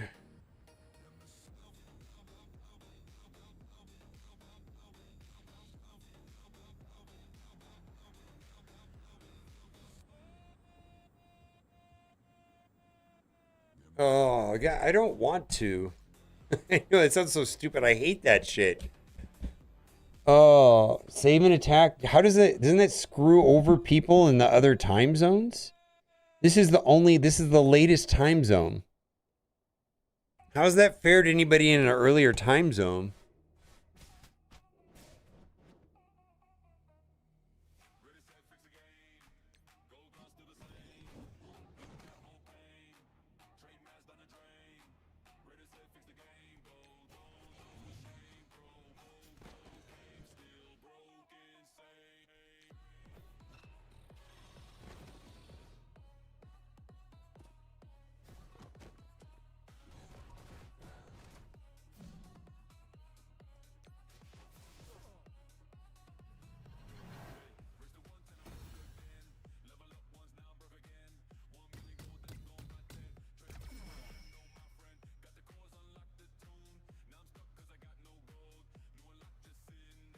Yeah, I take issue with the idea that they sold discounted power cores. Like if well, I don't know what they're gonna do. But and also we're at 304 viewers. We get over 400, we'll do the thing. I take a small issue with, and first of all, it hasn't happened yet, so let's not get hyped yet. But if the high evolutionary release is not horrible, then there's two things I take issue with if that in fact happens. One, there was no. I feel like that is a significant change to the fundamental the fundamental release of characters and the players' expectations of what a release should be and how it should act. And the main reason why people keep orbs is for new character releases. So that's going to be a fundamental shift to the economy, right? If they're going to have a fundamental shift to the economy, I feel like it should be at least posted in the blog post before it happens. And two, why the fuck would you sell discounted power cores right before you make that kind of change without disclosing it? Fuck off if that's what happened. It's kind of bullshit. They sold those $3 offers in times 3 on 3 different occasions, so a total of 9 offers. So some people jumped $27 into those offers. So anyways, they might reduce the number of cores we get daily. I believe they want to, or they were planning on. I don't know. But I know that when the same thing is true when they released it. They upgraded in like August of 24. They just randomly quadrupled the amount, doubled the amount that we got on a daily basis out of nowhere with a simple line item in a blog post with no explanation. Oh, there we go. That's what we're doing.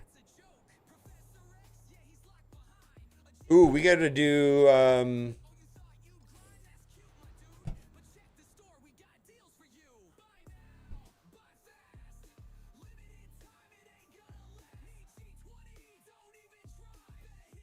Yeah, I don't know. We'll find out. Yeah, I don't think that's cool.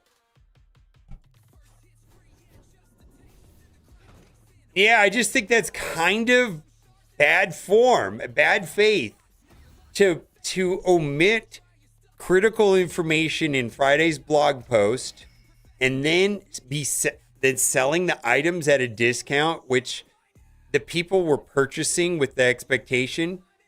Now the blog post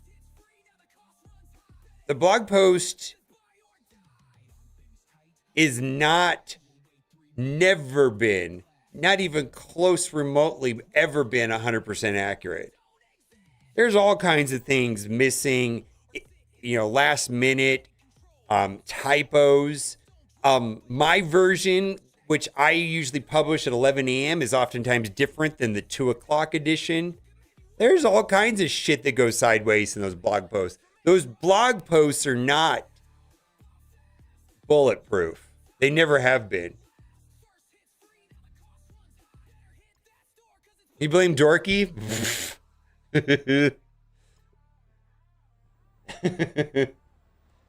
I think we got to blame Dorky for everything in the game. I think that could be a funny thing. Kind of like the blame Obama meme. Well, blame Dorky. All right, I did go 10 for 10.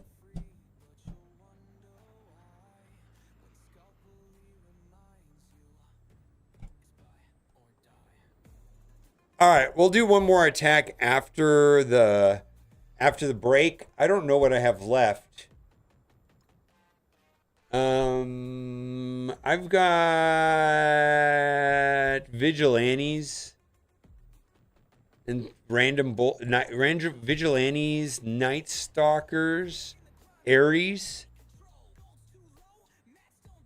Apocalypse, Black Knight. I got some teams.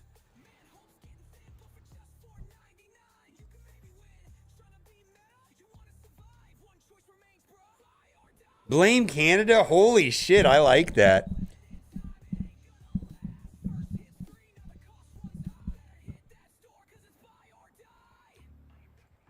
One, two.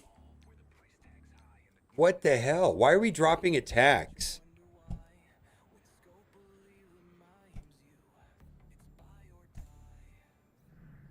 Well, I guess maybe they haven't cleared as many rooms. Maybe it's the correct ratio. I don't know. I core all of them, so it'll directly impact me. I don't know the last time I bought a character. Well, that's not entirely true. I bought those orbs sometimes. The amount of money that they're getting me per year,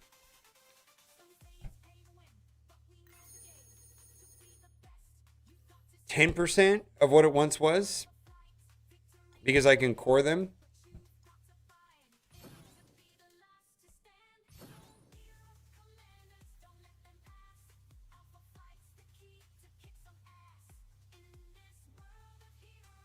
Yeah. I mean, if you don't core characters or if you buy characters outright, this won't matter. For you anyways.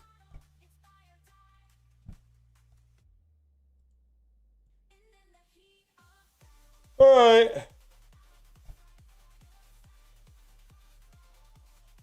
Okay.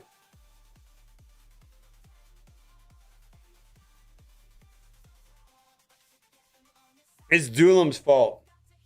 Is Doolam going to work for Scopely too? Maybe.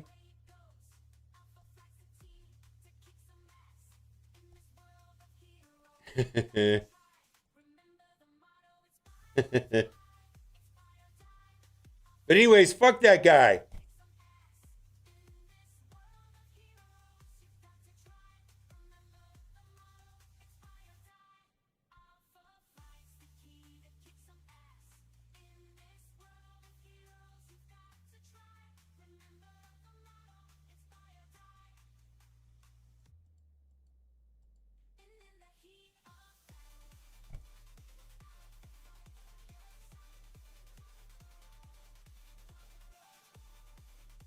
Oh,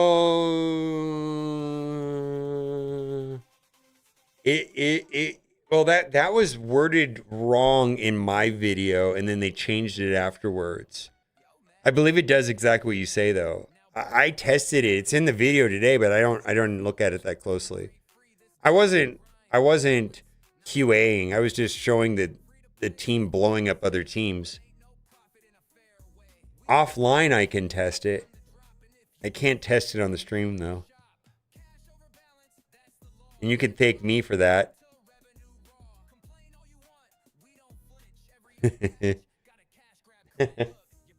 That Galaxy of Heroes issue.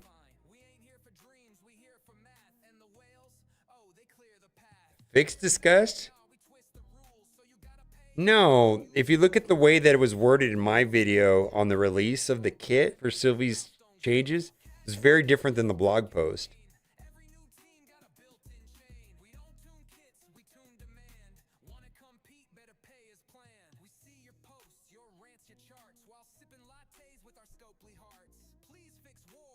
Maybe you saw only my video. Hold on.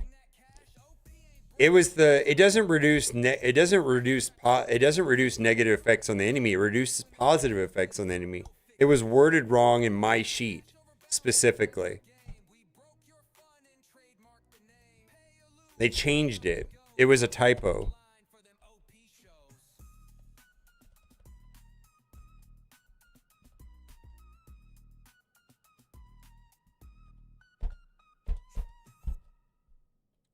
What the hell's going on?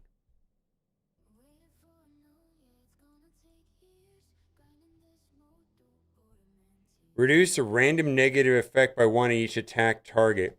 No, that's positive. They didn't fix it there either. That's a typo. They fucked up twice. Holy shit. Let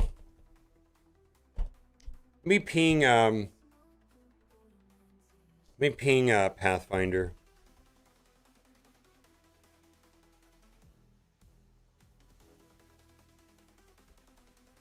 It's positive effect.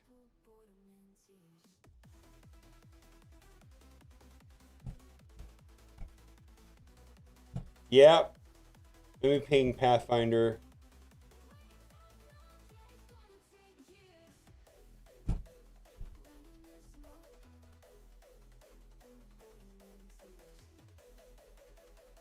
I don't know which one he is.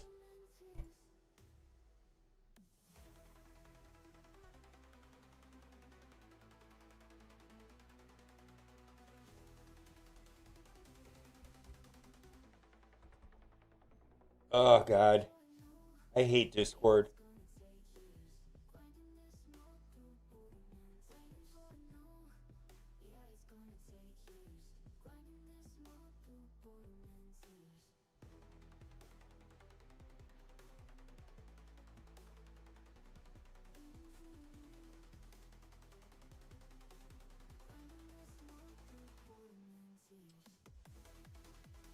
Oh, did this get deleted?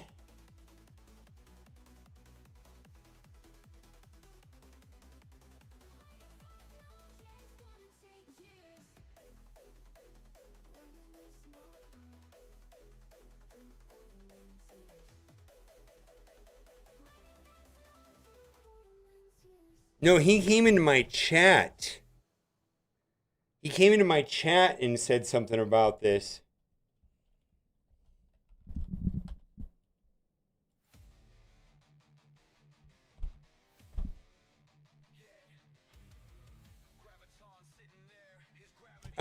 I believe they have it correctly in the blog post because Pathfinder came into my chat specifically and said it was a typo. Let's go to the blog post. Thank you for bringing this IU up, Pip. IU Flip.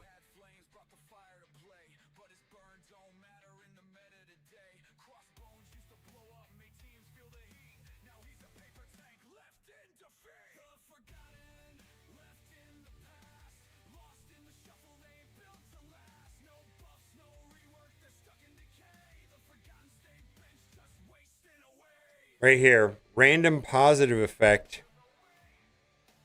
See right there? Yeah, Pathfinder fixed the blog, but it's not changed in game. All right, hold on. I gotta create a thread, a post on this.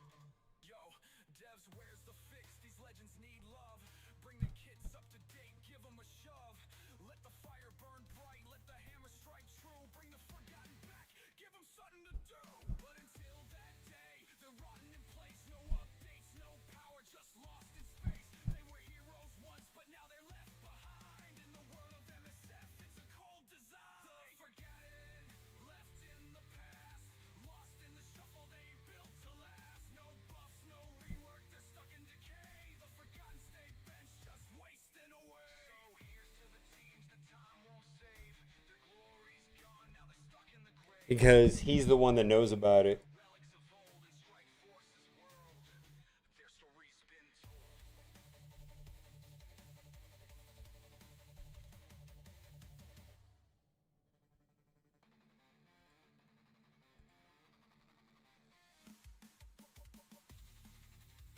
All right, it's reported. It's a text error. Okay.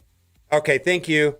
All right, I just pinged the shit out of you on Discord, Pathfinder. I'm sorry. My apologies. I didn't know you were around. Yeah. Anyways.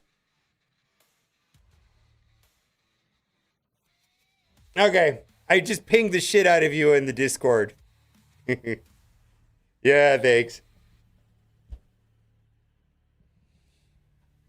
All right. We're good. We're good. We're good. Good call. You flip. All right. We got 6 minutes. I'm gonna grab something to drink. I'll be right back. Woof.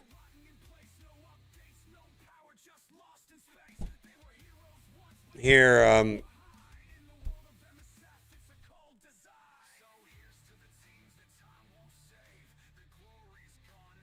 yeah, the blog, my understanding is the blog, because the text doesn't make sense. Because I had an issue with this in my release. I said this doesn't make any sense to me, and then you clarified in chat. It's like, I watched your video, it's wrong, and you corrected the blog post, and the blog post states what you told me, where it's positive effect, but then it still made it into game, which is interesting. But it works the way it reads on the blog post, not the way it reads in my video or in game or on msf.gg.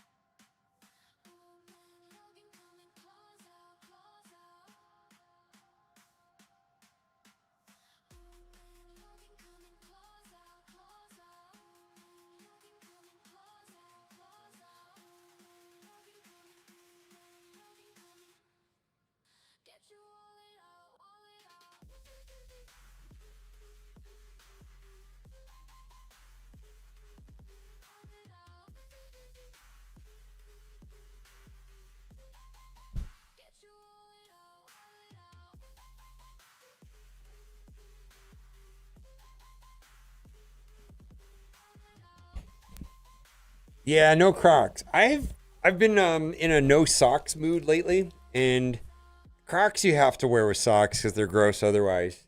So I've been wearing my sandals, my flip flops.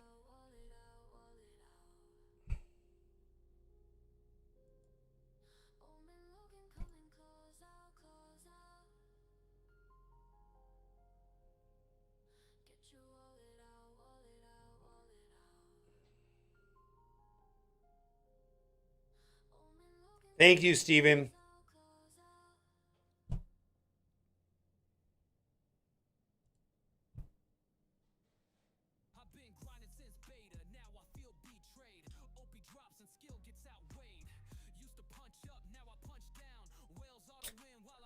Yeah, I take issue with that.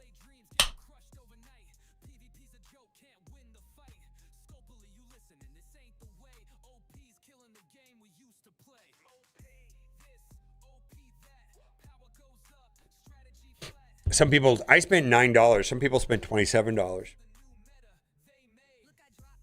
Arnold won, second place. I came in third.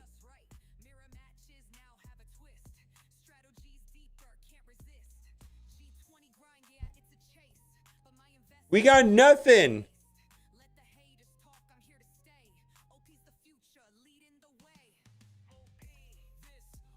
Reset. I'm going to start the game.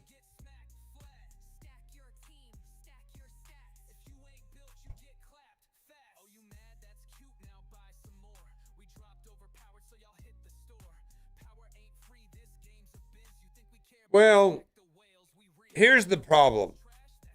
Part of the problem was I think that I saw what some of the team that won were doing. They were, they essentially had a lot of Discord messages saying, hey, go get your mom and your sister and your brother to all create accounts. We'll get this many points per account, and it's really going to be up to you whether or not we win or lose. And I just need X amount number of accounts started and I could win. And I applaud that. The other issue is that the amount of points that I could get on my end, I capped on day 8 of a 14-day tournament. I was done on the 8th day. So there was no depth to the tournament. Like, I hit the ceiling, I think, way before anybody else did. And then I was just done. So if they wanted, and then everybody hit it on day 14 if they knew what they were doing or even tried. So there was no point to my participation in the tournament at all, other than it was solely a community-based tournament. And if I knew that, I may have approached it a little differently. I just didn't realize that it was going to be 100% community-based, and they were going to be the sole decider or who wins or loses. Like, my participation didn't matter whatsoever.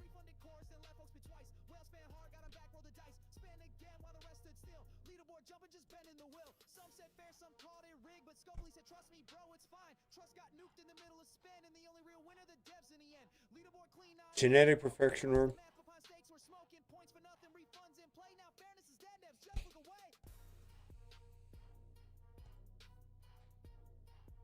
Well, I don't know what that was about.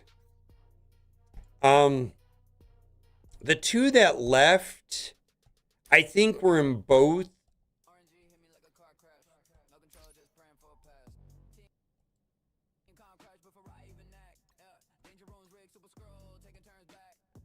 Well, let's word this differently, because I've never said this. That particular member that you're talking about, Jamie, has been accused of being a developer by other communities. And I don't know if that's true or not. Actually, I think it's not true. But I know that that person does have direct contact with the developers. And there was also a, there was somebody that you were there, that somebody that slipped into the clan that was not a new player. You were there, remember? And I had to kick them. That was brought to my attention by the developers. Somebody was tracking that clan. And I don't know who that would be or how they would have access to that. Like, I don't think the developers are on that shit.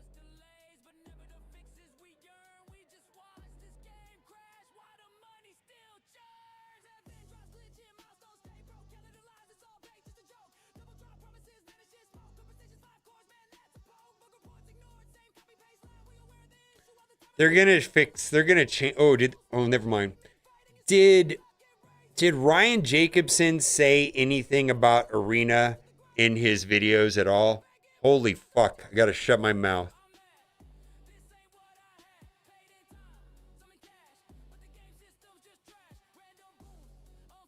I don't know what's gonna happen. I don't even know if he knows what's gonna happen.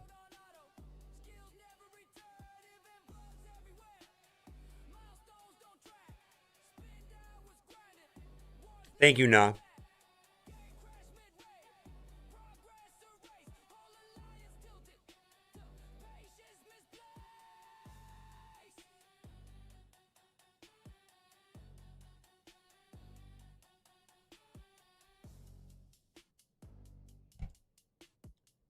Oh, this is garbage.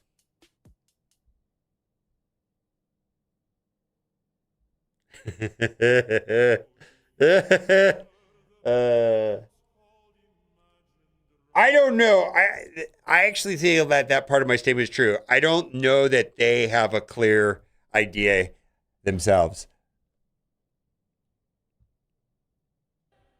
Yeah, there's a $20 offer right here.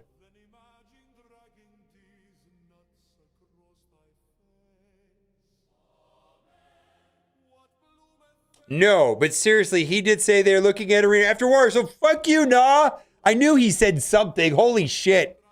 And the problem I have is that I hear things that are public and I hear things that are private, and I'm not sure where I heard them. But Animan just said that he did say that in the video. I thought he had said that in the video. Holy shit.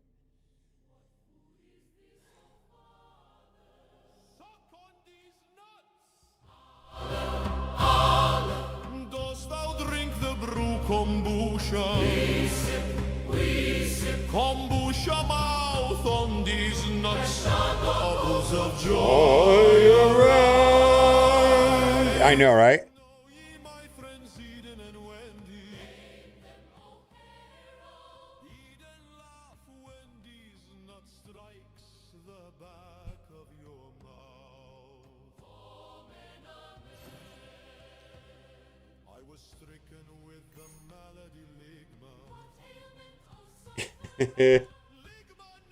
And no, fuck you for telling me not to bitch my mouth out about this core situation. I don't know what's going on yet.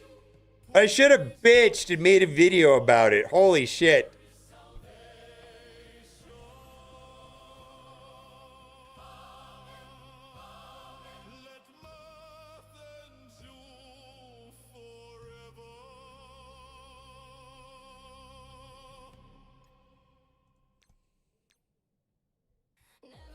I should have burned it to the ground and made a video anyways. Is what I'm trying to say. There's no money being made by waiting. Should have just made the video and said, "Fuck Scopely, they're gonna fuck us. Let's get all up it. Let's get our pitchforks out now."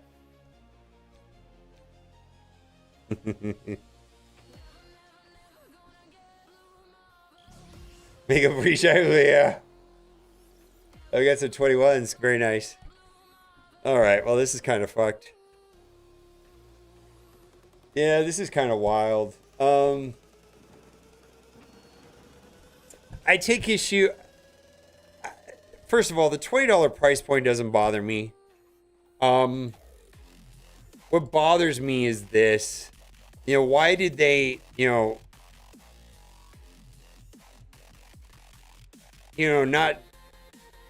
not make it plainly obvious to a larger percentage of the community that, I mean, outside of the data mines and outside of it being omitted from the blog post, outside of it not being in the data mines and outside of it not being in the blog post, we were all guessing on whether or not we're going to be able to core high evolutionary. while we were all having that debate, they're selling us $27 worth of power cores. Get fucked. I'm not saying those power cores are useless, but a lot of people were going to spend those power cores on high evolutionary.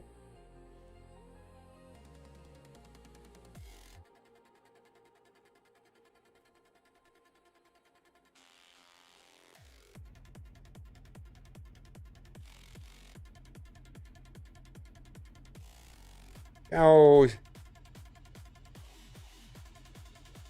Community Manager Whip, we'll do that here in a little bit. I got to make a video.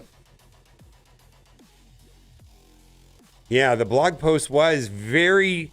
Well, we caught that on the day that it was out, right? Didn't we catch that on Saturday? Friday or Saturday we were talking about this.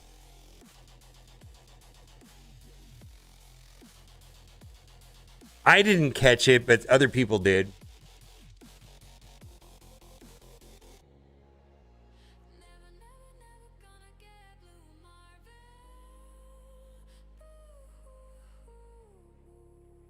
If we get to 400 people, I'll do a giveaway.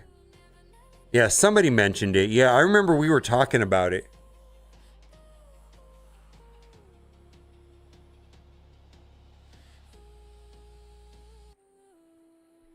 Yeah, it just feels like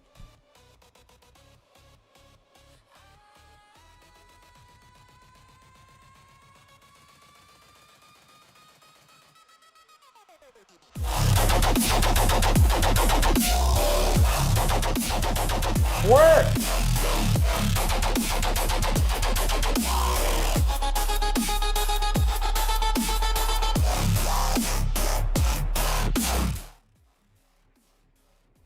Oh, all right. Druzer123 coming through for a prime for 38 months, and then Cam Sam also coming in for 38 months. Have you ever seen Cam Sam and Druzer in the room at the same time? I don't think so. Little ice cream cone on the mic getting hype. This is such an ice cream. This is such a scummy thing for the community to rip for to play. I agree. Nasdrawi Cad coming through with a prime. Did I miss that one? Marvelous Force coming through with the prime. All right. I think those are the ones. Okay.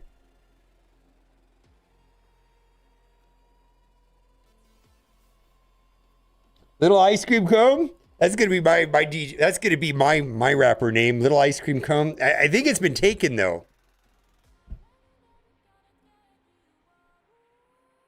I think that the people that bought the core offers solely with the intent to core high evolutionary should absolutely make a stink. Absolutely, 1000%. I'm not going to go as far to say that those cores are useless, because that's not true. But I feel like my primary use of those cores is, in fact, unlocking characters.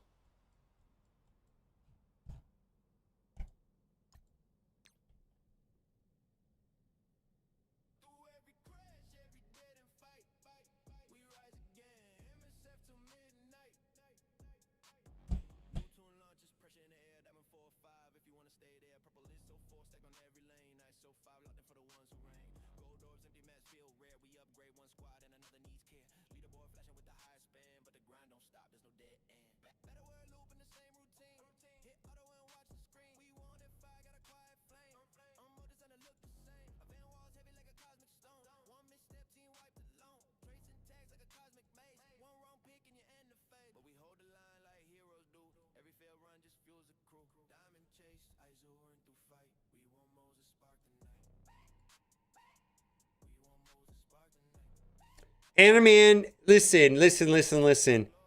I just want to put this out there. All right, let's just talk about it real quick. Most of the changes that they've made in the last, I don't know when it started, 90 days, 4 or 5 months ago, I don't know, have little to no impact. In fact, maybe they're favorable to value-added spenders. I don't know what to tell you. This is not the worst thing for someone like me. This is not the worst thing for a Mega Kraken. But that's not 100% of the community. This is a direct jab. What's that line that the Beastie Boys say? Something with a ruler? What did he say? What did he say when he says something to a girl with a ruler? I gotta find the quote to this.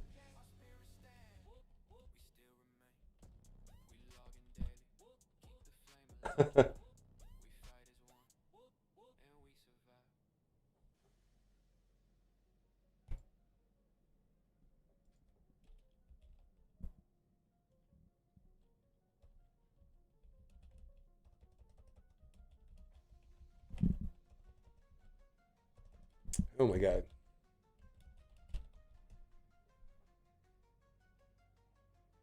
New style?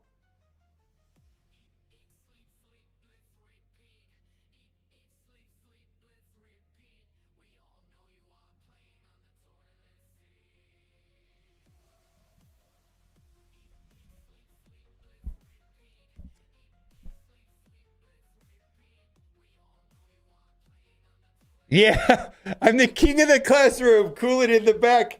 My teacher had beef, so I gave her a smack. She chased me out of class. She was trapped with a ruler. Went to the bathroom and rolled myself a ruler. It doesn't have the same impact as I wanted it to have. Anyways, this is so there's two people. There's a lot of different types of players in Marvel Strike Force. This negatively impacts two different types of players. There were value-added players that actually spent money on these $3 offers. And my understanding is that they were sold in batches of 3, and there was 3 of them. So a total of 9, $27. And their intent in buying these was specifically to buy High Evolutionary, right?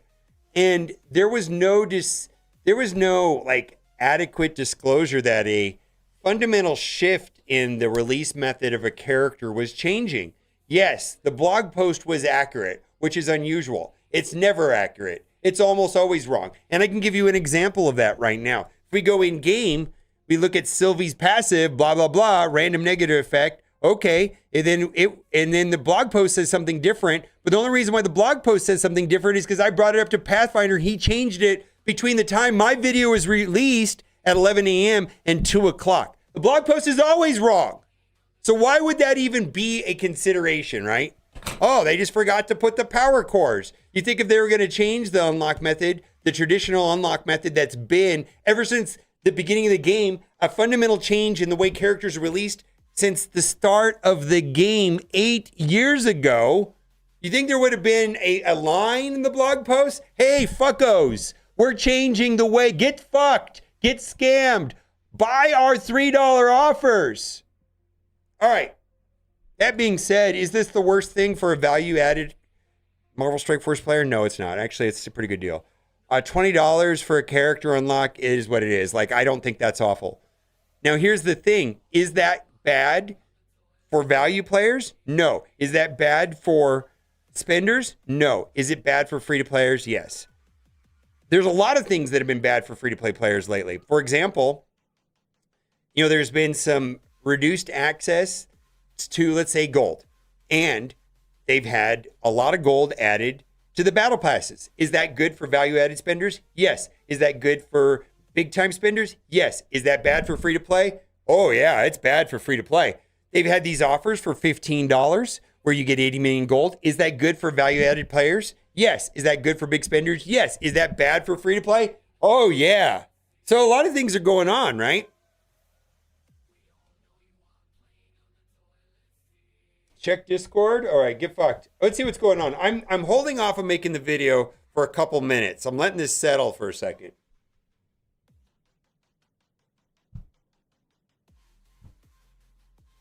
Well,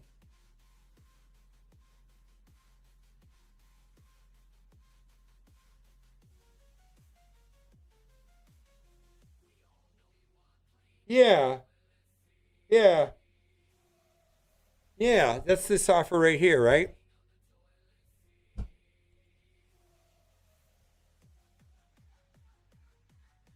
All right. So it's better on the web? Okay.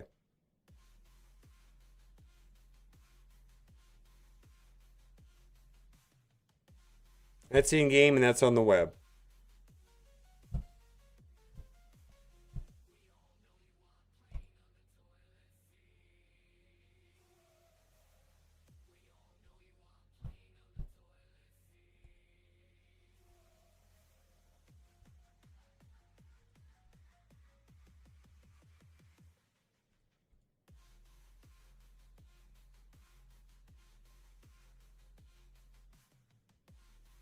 Yeah. Dorky did this. I like that. No, the here's the problem that I have is I don't think this is bad for everybody.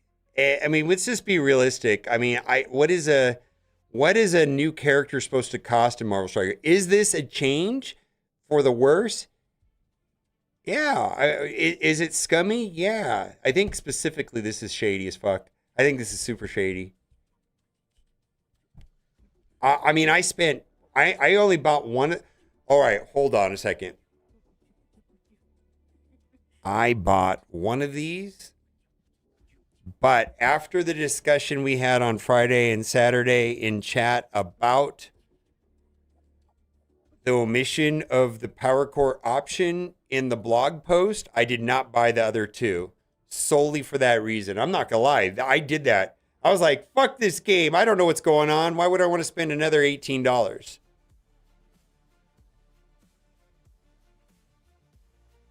Yeah.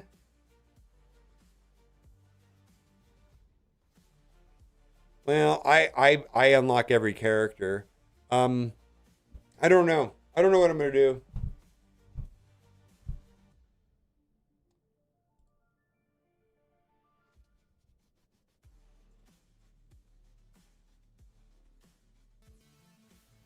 Twitch Prime for 3 months.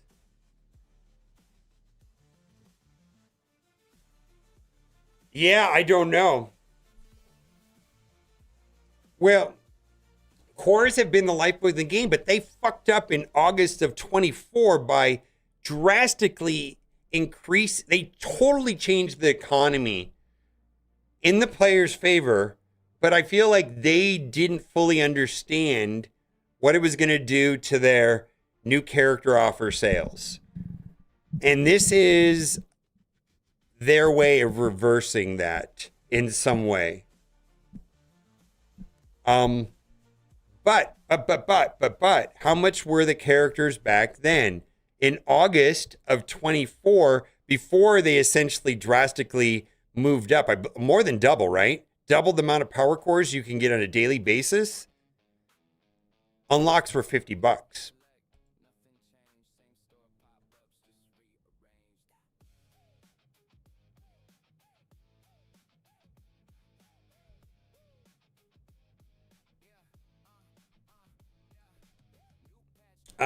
I don't know what this guy's ISO is. It could probably be healer.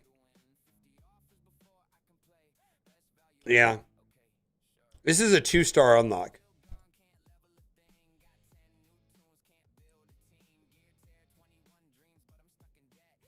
They were more often than not. There was a whole period of over 6 months where they were all $50.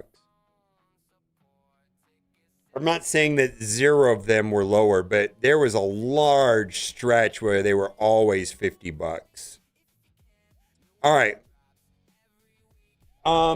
Steven, how do we do that thing?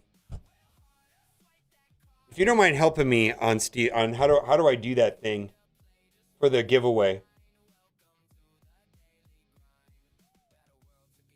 I think I have it pinned in our chat together. Let's see. Yeah, here we go. Hold on, we're going to do something real quick.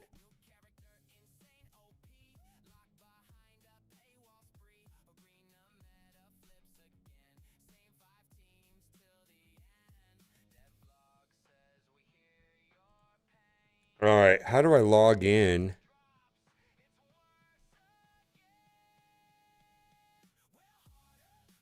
We're going to do a giveaway. All right, hold on. We're going to do a giveaway. We're going to do a giveaway. What is the giveaway? The giveaway is going to be for 2 million gold. Oh, I have 4 of them. But we're only going to do one right now. For 2 million gold and 200 power cores. All right. Keyword.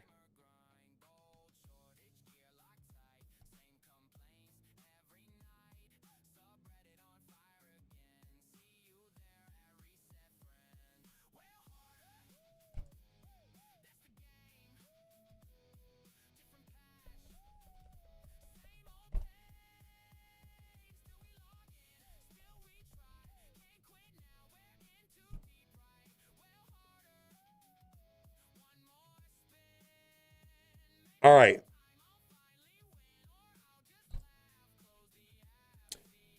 Type exclamation boomer into the chat to be entered in the drawing.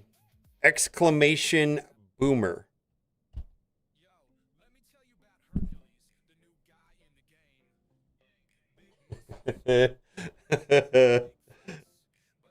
Oh my fuck.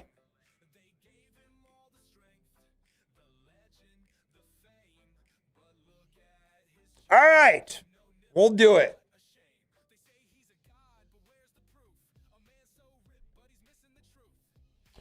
We're close to 400. I was going to save this for Monday, but we're here.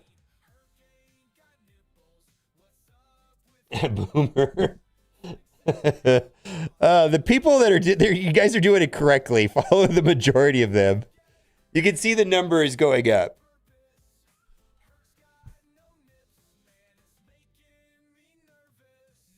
There we go.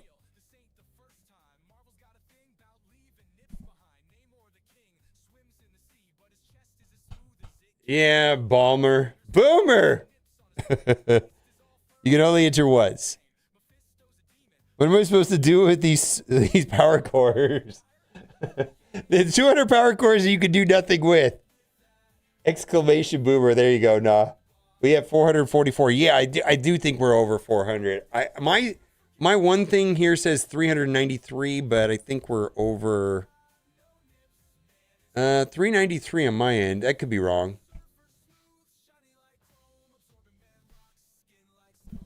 All right. It's at 98. Let's set a timer for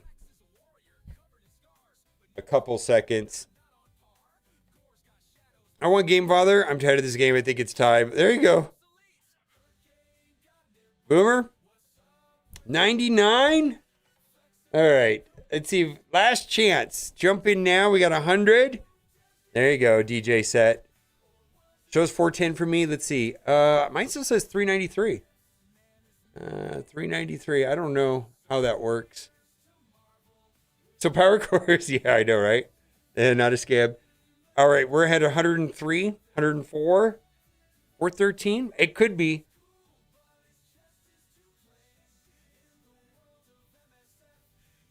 Jump in now before cores go down in value again.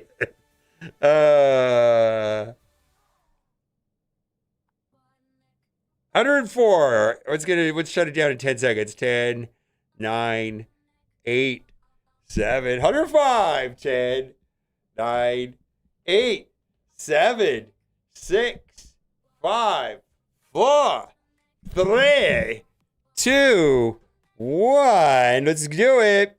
What's the button? Track media only.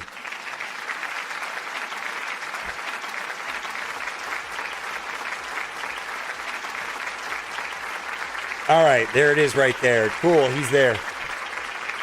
How did we do this last time? Did I give you the code, Steven, and then you passed it along? How did that work last time?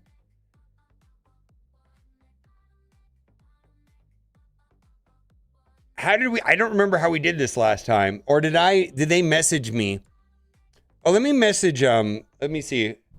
I don't remember. See, track media, cool. Let me see if I can message you.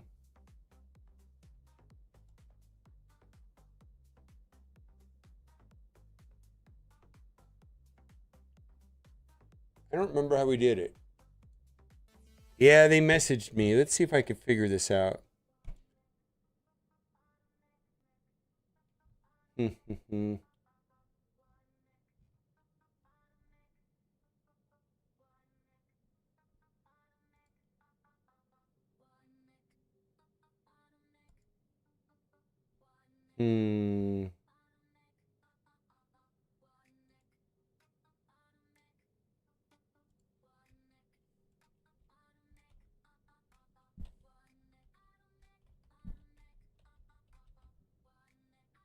Track media only?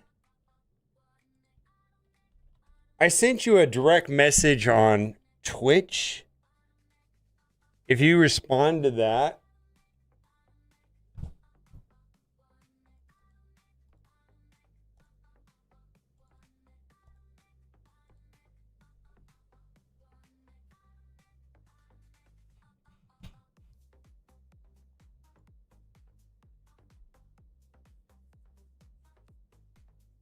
Just give out, we'll respect the winner. All right, never mind. They messaged me. I'm sending you the code right now.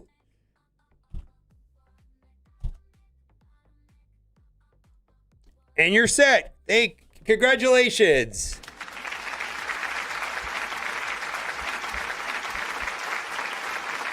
No, I messaged him. All right, we're good. All right, we're set. I know. Next time, just show the code. The first one to use it wins. We might do that. That actually might be a thing. I actually kind of think that might be fun.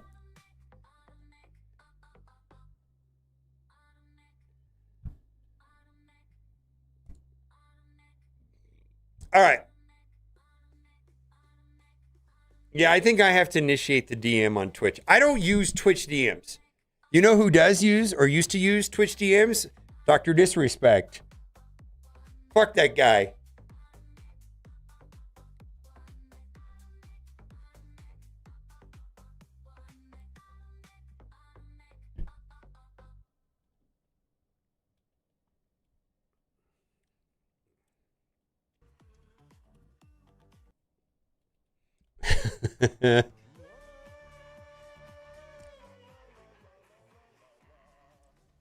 You know what? Ever since I've been on Twitch and YouTube for like, I don't know, a minute. I have a very strict no DM policy with anybody under the age of 18, male or female. Like, I wouldn't want any random stranger messaging an adult weirdo. I wouldn't want any of my kids messaging some adult weirdo. Yeah, there was a couple people like Flynn and stuff. It's like, man, I can't DM you. I can't communicate with you. I'm not comfortable with that. Yeah. No.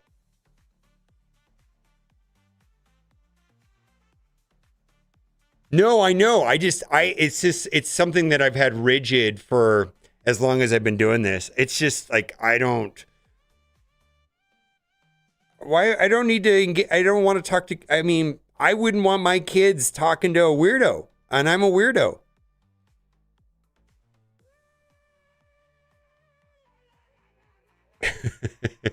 I was the underage thing. I don't know, man. I can't.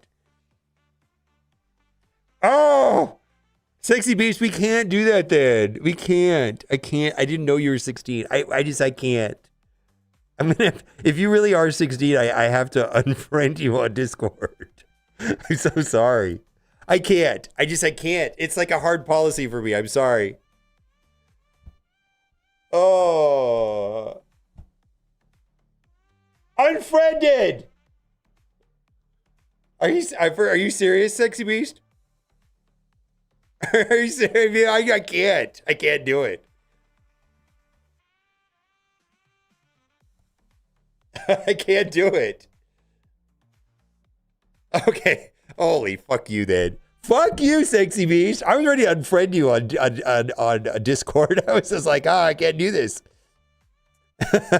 All right.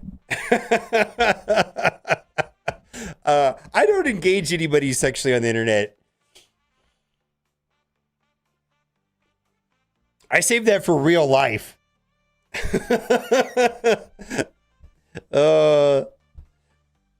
Dude, it's just you have to look at.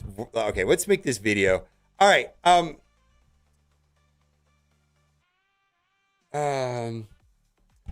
right, I'm going to want to take a measured approach to this high evolutionary lack of cores situation that's happening in Marvel Strike Force. I think I'm pretty pissed off, and I'm upset with the way this is going, mostly with the lack of communication on Scopely's part. But I kind of want to take a step back and maybe reserve some of the saltiness for later on in the video. And I want to just start from the beginning on how we got where we are today. The first thing is that we've always had power cores for characters, far as long as I can remember. So this is a very big change in the fundamental way that new characters are being released into the game. It's always been this way.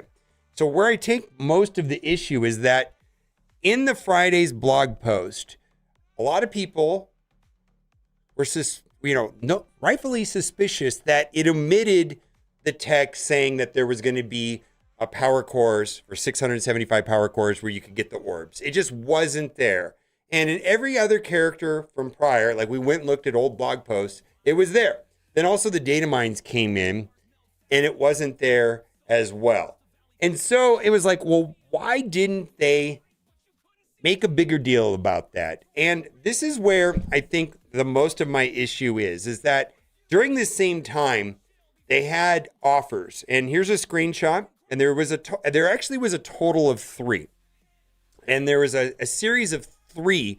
So a total of $27 worth the US, $27 worth of offers that had 1,500 cores in each offer. So there was a total of 9 offers. I believe 3 of them were before Friday's announcement, because I distinctly remember it's like, hold on, this feels weird. We were talking about it on chat on Friday and Saturday. Is how come they didn't put in the blog post that there wasn't going to be a way of coring high evolutionary? And then it was radio silence for me. And so that's where my primary issue is going to be, is that people spent money with the intent of these power cores directly going to high evolutionary. And I don't feel like they were blatantly obvious about what was happening. I don't believe that 95% of the people that read the blog post had a clear understanding that there were going to be 0 ability to core high evolutionary. And when a developer posts statements where a percentage of the people that read it don't understand it, that's on them. And I don't know what standard that needs to be, but I'm going to say that I wasn't even sure. And I think I fall outside of the 95% of the people for sure. So how did this, where did this problem start? What does it really mean? Is it a good or bad thing? I feel like it's a little bit mixed. And I do think that people that specifically bought these offers for $3 should directly go and complain to customer support. Now, I don't know if they're going to continue this or not. I don't know if the next character is going to be coreable. I'm unwilling to say that these 1,500 cores are completely useless. Now, I did spend $9 and I did get these power cores, and I'm completely comfortable with that. Maybe they'll be used somewhere other way, but I'm not everybody. I think there's going to be a percentage of people that purchase these that are going to think that that's pretty scummy. All right, well, how did we get to where we are today? Now, in August of 2024, there was fundamental shift on the amount of power cores that were introduced to the players through the arena system on a daily basis. And it was such a weird thing. There was a line item in the blog post that said, hey, we're going to modify the arena payouts. And then just randomly later in that week, they were drastically more than double. And we're like, cool. It's like, I remember saying like, wow, this is crazy. How come Scopely didn't pat themselves on the back and make a big deal about this? And I distinctly remembering is like, ooh, This means that people can hoard power cores and are not going to have to buy offers. And this specifically was my situation. During that time period, not all, but a majority of the character offers were $50 US. And I was in a habit of buying every character and unlocking the character on release. So I was on this plan where maybe 3 characters came out in a month time. It's because they come out every 10 days. So I was spending $150, plus I was buying the 4 passes. So $150 plus $80. That was my monthly spend at that time. Since then, over the last couple of years, maybe the last year or so, I'm just talking about me. I stopped buying battle passes because there was no value. And I stopped buying new character offers because I could core them. And I know that they don't like that. They can't like that, right? You know, I was somebody that during COVID was spending $400 or $500 a month. I've always been a value-based spender. I used to do offer reviews every day during COVID. And I went from essentially spending $400 or $500 a month down to about $250 a month to next to nothing. And I'm sure that's not a good business model where they had a spender like myself go from spending almost $500 a month religiously. When we had that Amazon coins, everything like that, it was religious that I spent that much money a month. And to go to nothing is not a good thing for the game. Now, so what does this all mean? Now, how do you get the character? Well, there's $20 offers. If you go to the web store, there's a path. You buy the first path. This was a screen grab of what they got. They actually had enough. All right. I mean, $20. Yeah, they did have $24 offers back in the day. I distinctly remember a long period of time where the offers were not under $50. They did vary from time to time, but I was kind of in the habit of thinking that most new character releases were going to cost $50. So what does this all mean? And what does this all mean for the entire economy in general? Because there's been a fundamental shift, and I feel like it's been a complete pendulum, almost like a whipsaw, like back and forth on what they're doing with the economy. But they've done this also for, let's say, with gold. I just want to put this out with gold. They've created this scarcity with gold. They're creating a scarcity with new character shards, with restricting one's ability to core them, and they're selling a solution. And for example, with gold, what they've done is they've incentivized people like myself, which I don't consider myself a mega spender, spending thousands of dollars on Marvel Strike Force. I do spend a lot of money. I've spent a lot of money on Marvel Strike Force in the past. But now I have an incentive to buy the battle passes. The battle passes have gold. They have these $15 offers, right? The $15 offers have 80 million gold. Now they're restricting my ability to use power cores, and then they're presenting me a solution of $20. Some people would argue that this is for somebody that's willing to spend money, which I am, and people that are willing to spend a lot of money, a lot more than me, this is actually good for them. Now, who this is not good for, and specifically with the gold and this, is going to be someone that's free to play. The game has moved into a place where it's going to be really hard for a player that is free to play, unwilling to spend any money, which I get, and I feel like Marvel Strike Force should provide a good, fair experience for everybody that's wanting to play the game. Because even if you're free to play, your time isn't free. It doesn't matter. If your time is worth something, and if you're playing this game, you should be getting some value out of it. And every good, successful mobile game creates a game that is fun to play for free, and then the players over time, if they consider it to be a hobby and something that they like investing their time into, because notice I use the word investing time. I won't say invest money, but I'll say invest time. We do invest time, but we're not investing money because there's no investment in Marvel Strike Force as far as money concerned. It's completely gone. It's entertainment. It's like going to a movie. When you spend money on a Marvel Strike Force, it's the same thing as you did when you went to a movie. The money is gone after you walk out of the movie theater. When you buy something in Marvel Strike Force, you're never going to be able to sell it. Even if you go and sell your account on a secondary market, maybe it'll be worth like $100 or $200. It's never going to be worth what you put into it. But it's, if a game that is designed correctly, you play the game and then you get a feeling of like, oh, I like playing this game. I like what the developers, I'm having a good time, and I'm willing to give them money. Is Scopely doing that at all right now? That's my question. Are they doing that at all? Have they created a situation where you're playing the game and you're having fun and you think that they should get some money? And I feel like this was a pretty glaring omission. For example, the blog posts are always wrong or have errors.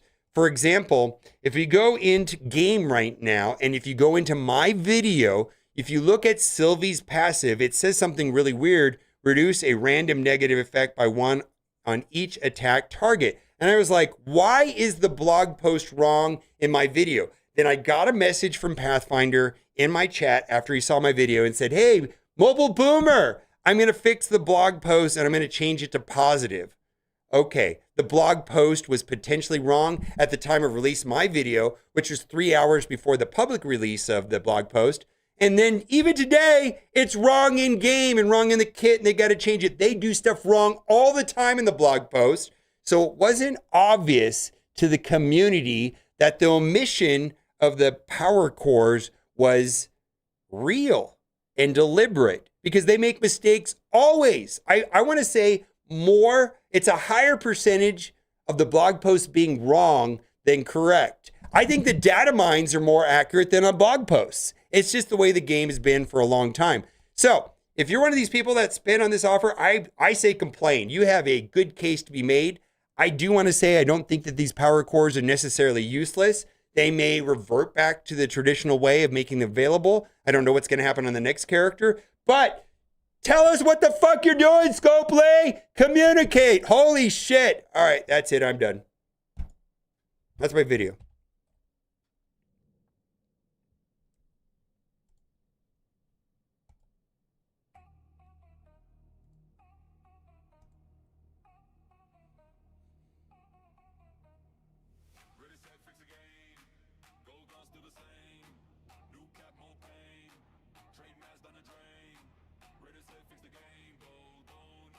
Yeah.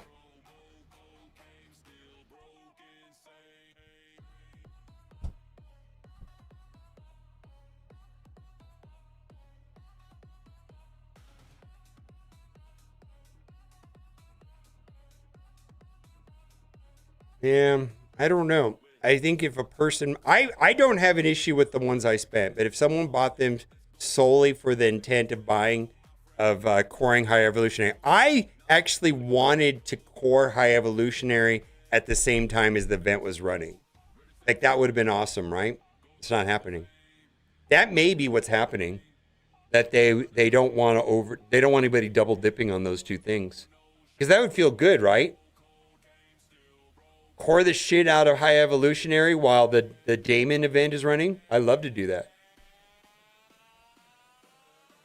I'm sure there's people that thought that and bought the offers.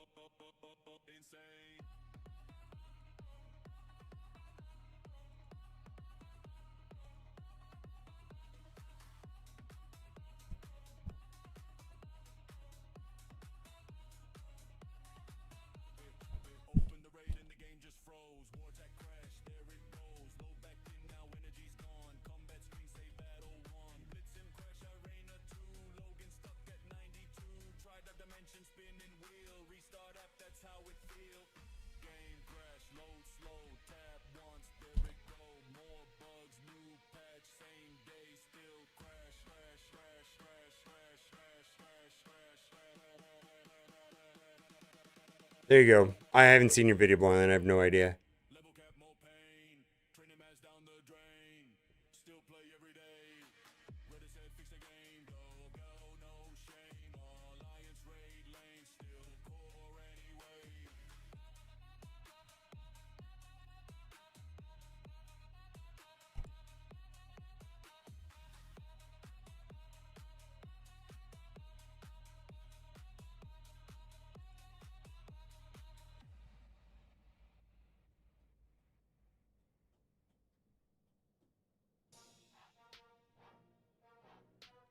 Yeah, I mean, I don't know.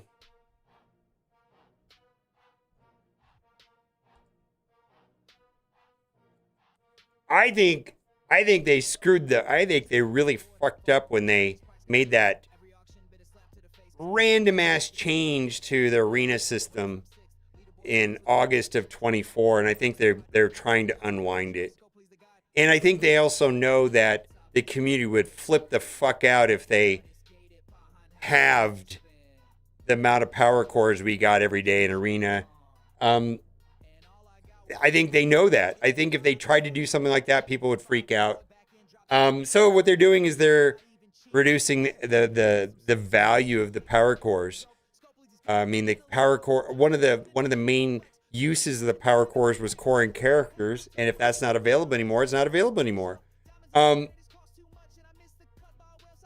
It doesn't mean that they're useless, have no value. Also, Ryan Jacobson said that Animan said it. I don't remember exactly how it was worded, but after they restructure and address war, they were going to look at other game modes, including Arena. He said that in his video, right? Something to that effect. I don't know. I was under the impression that they were going to do something with Arena.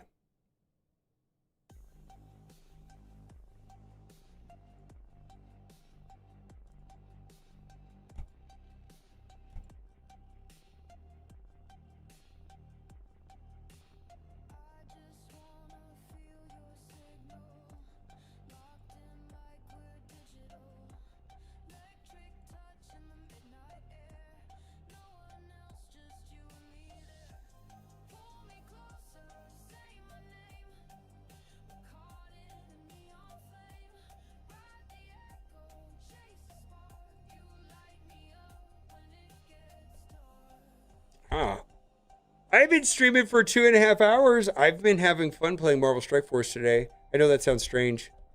I feel like I've had an enjoyable stream overall. What I get enjoyment out of, though, may be different than other people.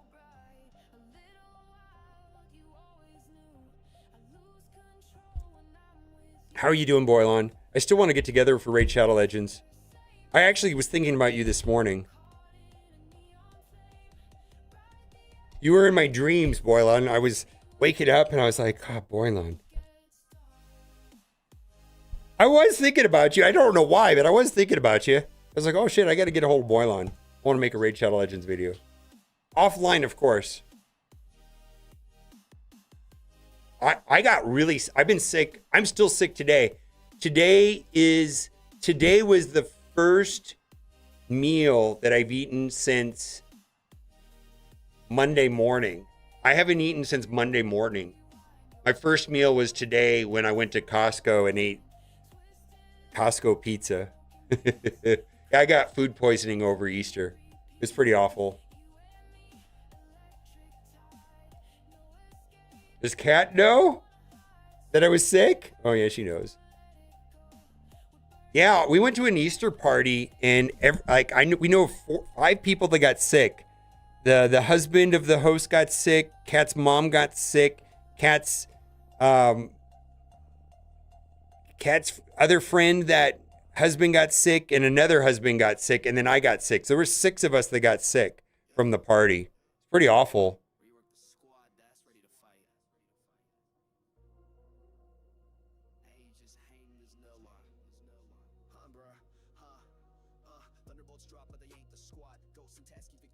Oh, you know what? I did have hard-boiled eggs there. Huh. I wonder if that's what it was. Hold on a second. Kat, I wonder if it was the hard-boiled eggs. Did you have hard-boiled eggs? I wonder if it was that. Huh? What, do you think it was a section of the ham? Because they were dyed. They were dyed. Yeah, but Sandy does. I eat Sandy's food all day long.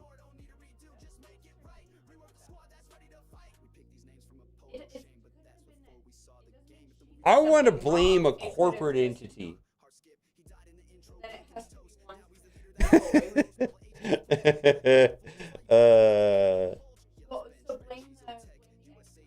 Okay.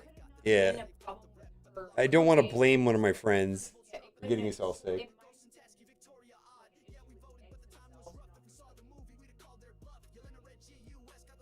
We're having a thing on Saturday, and nobody's gonna come because of this. Oh, this is why. Well, honestly, Oh, okay. this is why I don't eat hard-boiled eggs, though. Fuck that shit. No, I don't know. We all got sick. I don't know what it was. I didn't smell anything weird. Everything I ate was delicious. Like, cause you're right. Like fish and stuff like that, and milk and like any kind of dairy. It's like as soon as you like, it's bad instantly. If I smell any food, if any food has any kind of smell that's outside of the delicious cooked smell, yeah, I mean it's pretty obvious. Yeah, I'm no shit. I had a horrible experience for. I finished the stream on Monday feeling like garbage, and it did not end until this morning. It was awful.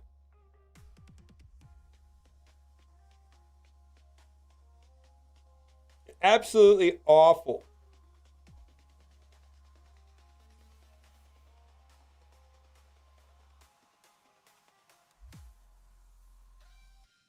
Big L 78 coming through for 16 months. I don't know.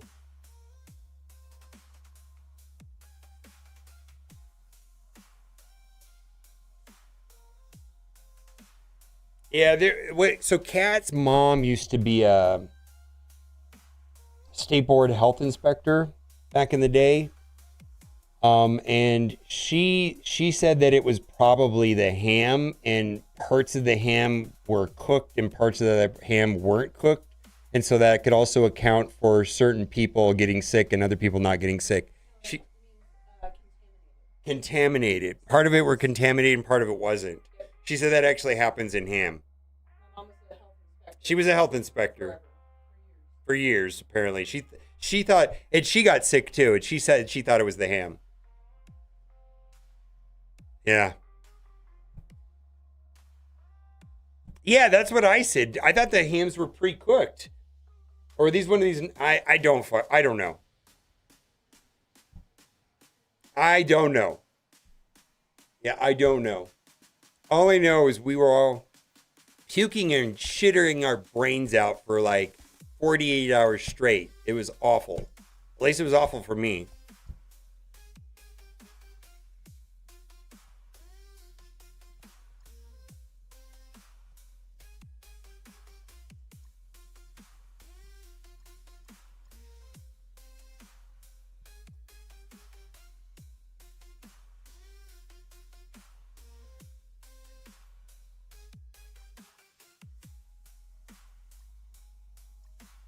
I don't know, man. I can't even remember the last time I got sick for any reason at all like this. I know Kat got sick eating at a Dairy Queen on the way to that Scopely event, and she had food poisoning pretty much the whole time we were at Scopely.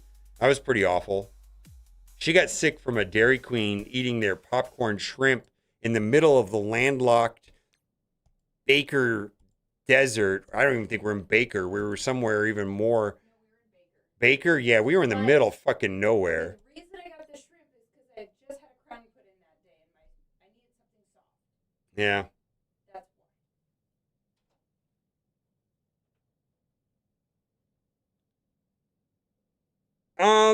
The one chip challenge didn't bother me actually.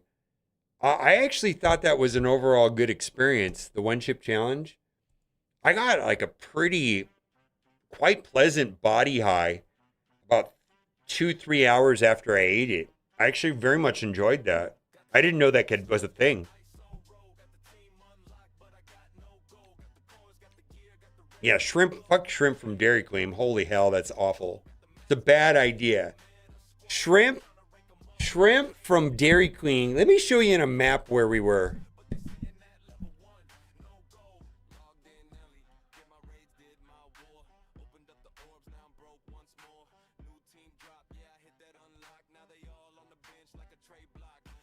I can't explain how this is in the middle of nowhere.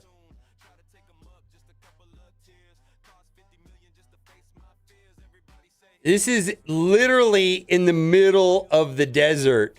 Nowhere. There's nothing here. It's a brilliant idea. This is a brilliant idea. This is a town of like 1,000, it's like 500 people maybe. Oh, yeah, no, 442. Population of 442. I'm going to tell you something. Do not eat fish products in the middle of the desert in a town with population of 442 people. I needed soft food. They have alien jerky. That's not good. Put a crown put in. All right. That's cool. Yeah, aliens are there. They have a big alien thing there. Have you seen that? They do have a big alien thing. Alien jerky. They have a big alien aircraft. It's kind of a fun. It's a tourist thing. Like a.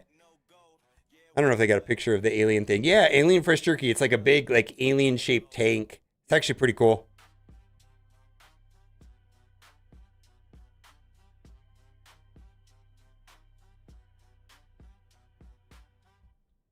Anyways, or basically Easter breakfast. Don't eat the food there either. Holy shit. Is there anything left to do in the game other than bitch and moan?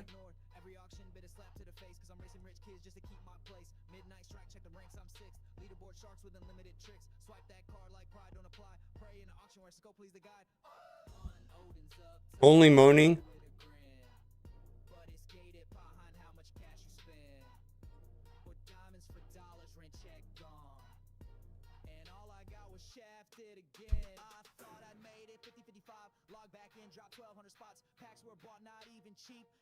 I know the shit that was called the Mad Greek. I know which place, but that I don't have time to eat there. I do. There's a nice place. Sassy, we gotta hang out one time. You know all the same places. You must come through all the time. We'll meet at a Chick-fil-A or a Cane's or a Five Guys, some shitty pizza place. We gotta do it.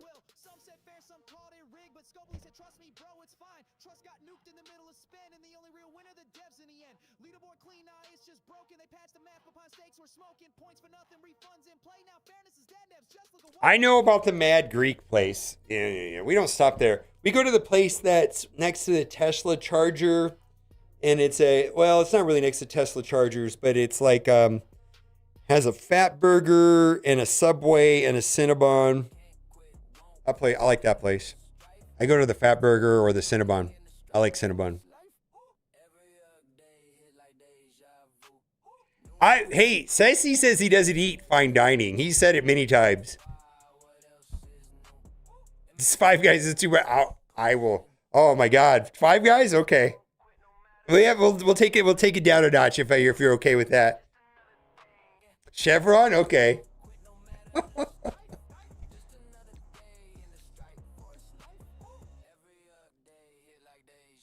Fat Burger, I believe, is it still owned by Magic Johnson? It was a food chain that was supposed to be like a 40s, 50s diner, and I don't know if it ever took off, but it was pricey on the order of Five Guys. I feel like Five Guys came up after that and kind of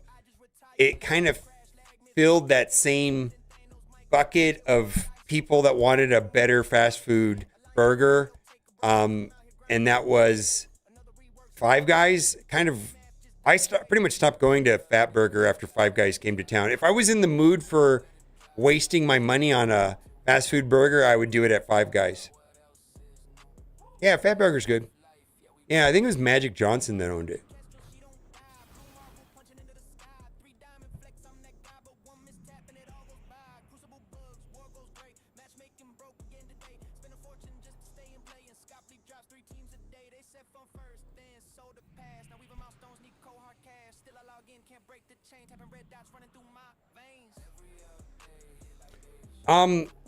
I feel like our competitor has a very logical defense. I know that doesn't make sense.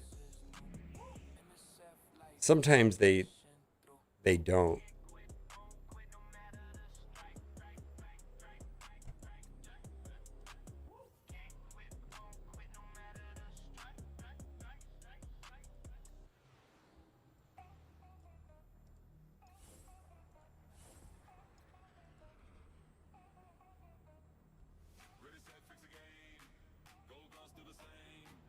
What the hell's going on?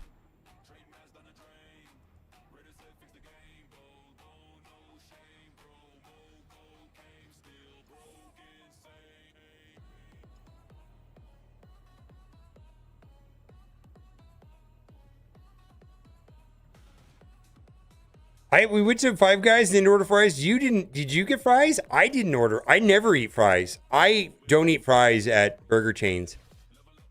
I don't have a good reason for that, but I just don't.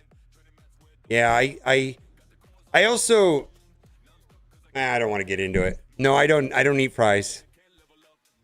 Like if you order fries, I'll eat 2 or 3 of yours. But I don't order fries. Yeah, I don't eat fries. Even at like a sit-down restaurant, if they bring fries, I won't eat them. I'll give like them away. It's like, hey, I don't want my fries. I'll eat French fries only, but I won't eat a burger with fries and a milkshake. You guys realize that when you start eating meals over like 800 calories, it's super horrible for your system. It's just not.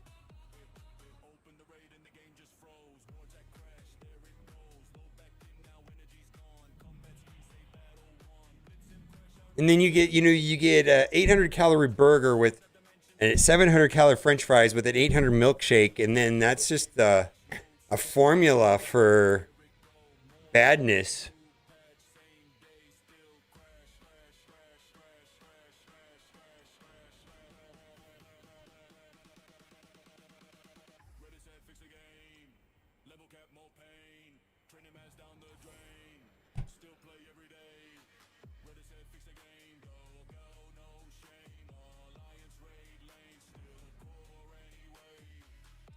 I will eat a burger only. I'm not gonna compound it.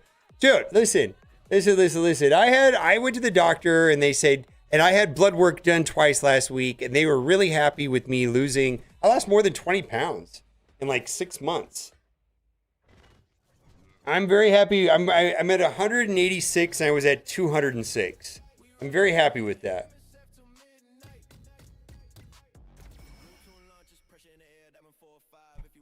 I do not want to lose any more weight. I'm very happy with where I'm at. Yeah, no, I just made a video about it. Here.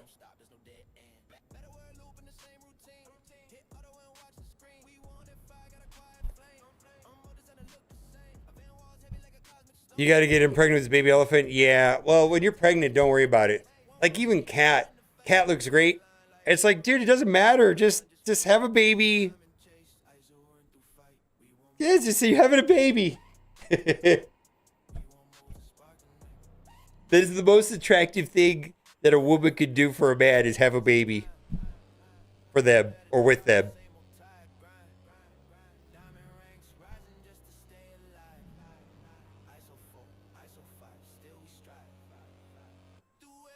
In-game milestone? I have no idea. I think everything there's a lot of things. I didn't mention the war in Iraq or Iran or wherever it is. There are a lot of things I didn't mention in the video. Everything I mentioned in the video was either my opinions or the way I took it. There's a lot. I didn't mention the promo codes. There's a lot of things I didn't say in the video. So fuck you, nah. You could do it better. Make your own YouTube channel.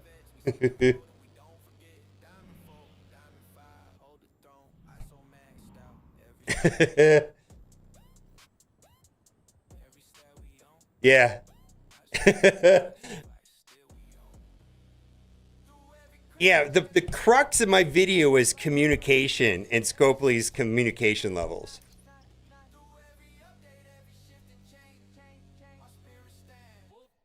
Yeah, if they want to tell us all the other ways that we can get high evolutionary, they should do it. In a better way. Sell us on why this is not shit. That's their job, not my job.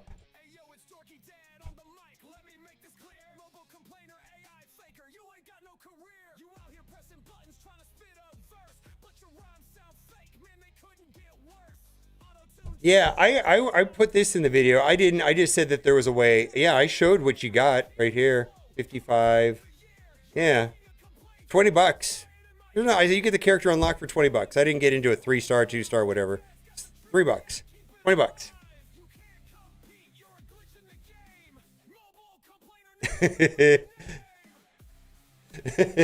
No, they don't. This is like, there's no communication on this. I also don't understand the stance. Let's not get pissed off until we know what it is. Oh, we know what it is. Let's not get pissed off. The position is don't get pissed off. That's the position. Don't say there's like a caveat for it. It's just don't get pissed off.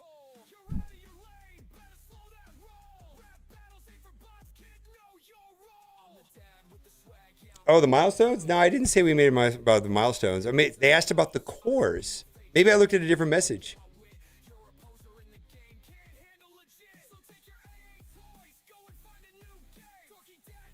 I don't know.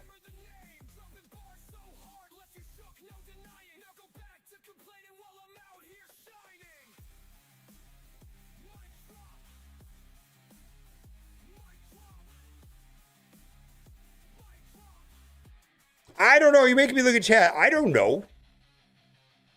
I thought I saw a message about where's the cores. Oh, I made a video about it. Yeah, somebody asked about the cores. I was only responding about the cores. I don't know anything about I didn't get into the milestones or any of that. The cores are missing. I do not have the ability to spend my 14,500 cores on High Evolutionary. That's factually true. Do I want to spend $20 on this? Maybe. I don't know.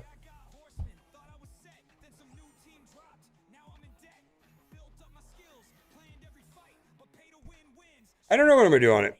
I do think that this team is not skippable. I think it'd be foolish to skip this team.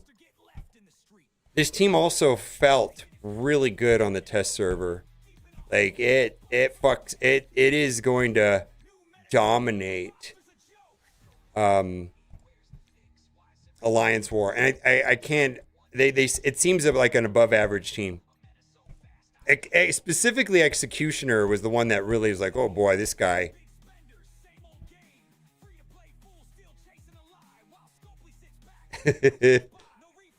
Yeah, the team is important. I don't think that this is a skippable team at all. Not even close. I don't have a problem spending $20 on Unlock. I mean, for years, I spent $50 on Unlock. Yeah. Would I like to get him for free? Yeah. I think I'd be way more salty if I had to spend $70 or $50. $20, all right. No. I'm going to buy it. I already know I'm going to buy it. I'm going to buy it. I don't have a choice. Actually, I don't even think it's that bad of a deal. I think it's actually, I actually said in the video that this is probably good for value-added spenders like myself. I said that this is good for heavy spenders. I said this is bad for free-to-play. Free-to-play wasn't going to buy it anyways. They were going to core it. Now, this is not in any way bad for anybody that's willing to spend any kind. And I absolutely did say that in the video. This is not bad. But if someone was free to play and wanted to unlock High Evolutionary on day one with power cores, and they were never going to spend any money on the character no matter what, yeah, this is bad. And it wasn't communicated in any kind of way what was going on. And it wasn't clear. All of the discussion for the last 2-3 days is what the fuck's going on with High Evolutionary. Nobody really knew. Even yourself now, you're saying, whoa, let's not get too excited. We don't even know. Let's see what happens. Everybody was saying that. It wasn't clear.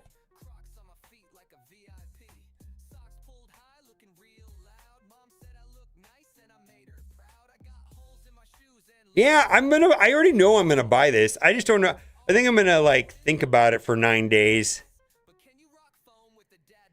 See, the thing is I don't need them right now. I don't know. Like, if there was some crazy thing in game, maybe I'd buy it now. I have to go look. When I say you want cheaper things to be free, woof. You might be spending $50 for the next two. I'm gonna. I was a minimum $400 or $500 a month spender at one point. There's been no value in the game to spend money for me in the last year, let's say, up until the last 2-3 months. And the value they've added is, in my opinion, is the wrong way of adding value. They are nerfing the economy and they're stripping away resources and ways of getting things as opposed to buffing the economy. So I don't think that's the best way to do it. Well, they've been doing both in some ways. I would say they buffed the economy. When we were buffed for the economy, they introduced Gear Tier 21. They introduced 110. They introduced Diamond 5. So those are buffs to the economy. And those are added things that are scarce and one could choose to buy them if they want to improve their characters. So that's what I would call a buff to the economy. Some people will call that power creep, whatever. But what they've been doing is nerfing the economy. Gold influx, ability to buy characters with power cores, reduction of T4s, no access to... they moved the T4s into Danger Room, and then Danger Room mysteriously disappears. That could be for other reasons, I understand. But those are nerfs to the economy, and they're creating scarcity not on the buff end. They're creating scarcity on not only the buff end, well, they are on both, right? But I feel like when they do it on the bad end, it feels bad. I mean, the game has always been about power creep and introducing new ways to upgrade your characters to spend money on it. New chases, new goalposts, all of that. This is kind of a little bit different.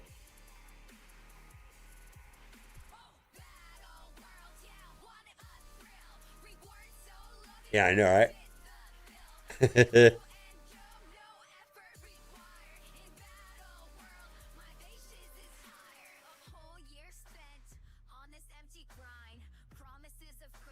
He's not available for cores today. We have no idea what the fuck's going on with cores and high evolutionary. There's been zero, other than it's not mentioned in the blog post on Friday. That's the only thing we know.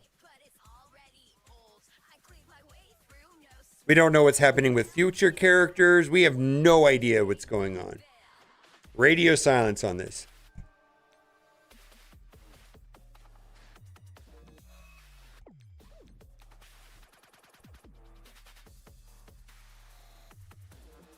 Yeah, the power cores aren't worthless. No.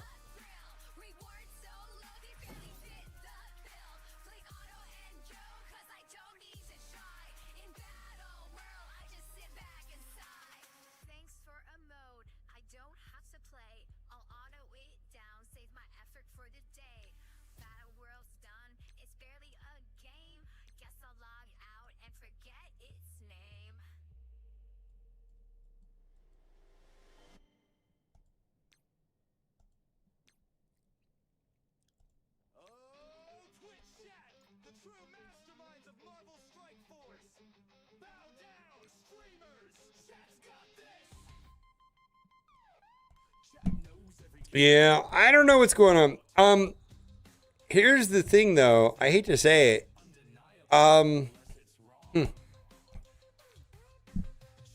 My main issue was all about all of this is that the economy, there was something severely wrong with the end game economy about a year ago. The Krakens felt it first, and then it started to creep down to even my type of player, where there was no reason to buy anything at all. And the catastrophic failure for a game developer is to have people wanting to spend money and having nothing to spend it on. And that was what was happening a year ago. And I got to tell you, I told him, there's something wrong with what you're doing here. Nobody wants to buy anything because there's nothing to do. Everybody's got the same roster. You're doing nothing with the game, and what's going on?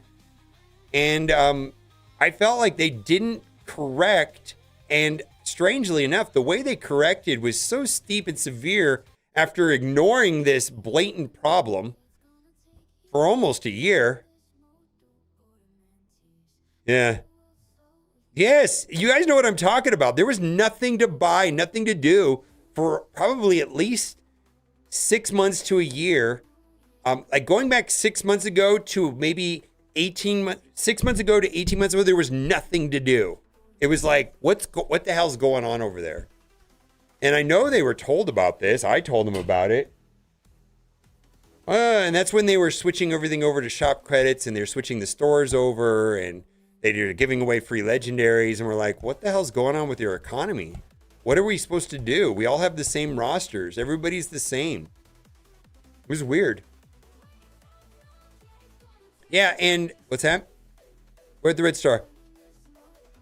Go get the Red Star. What are you talking about?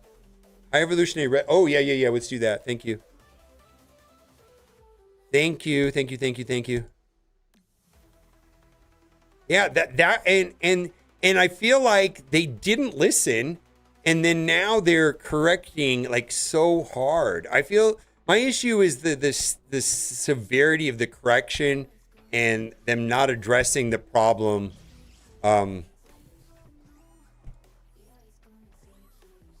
Much earlier. Like you can't. There's no game if there's nothing to buy and the spenders don't have anything to spend money on. I mean, how does a game? I mean, that's the only rule that's like the only catastrophic failure you can do in a mobile game is have people that want to spend money and you have nothing for them to buy. There's a very short runway. I don't know, is that the right word? There's no runway on this game. It's a very, very short. And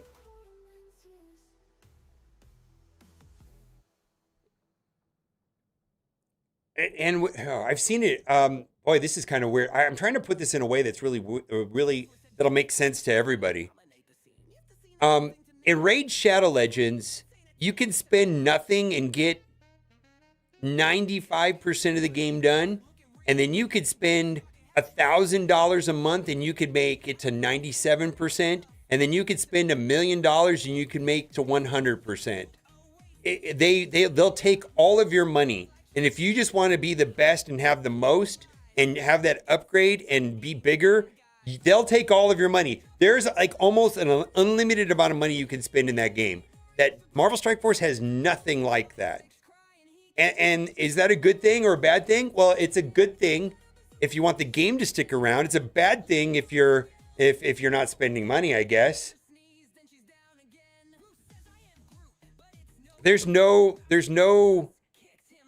top end spend in this game. Not like other games. It's very narrow, very shallow.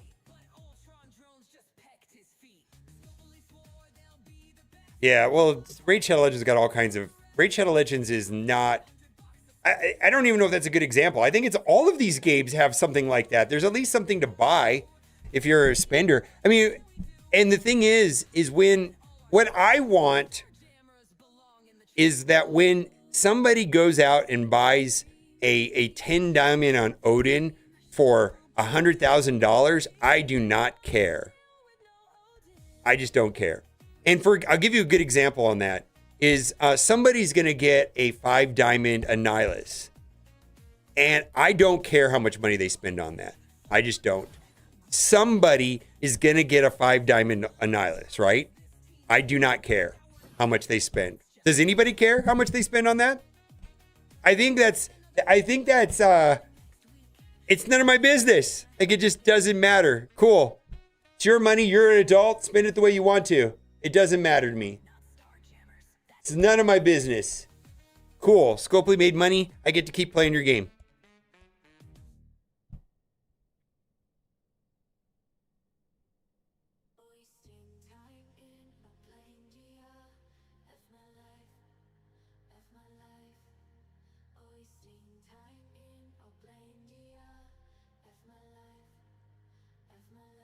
13 characters, yeah. What do we want to do here? We got to get through this. Let's just do... I feel like just doing these guys.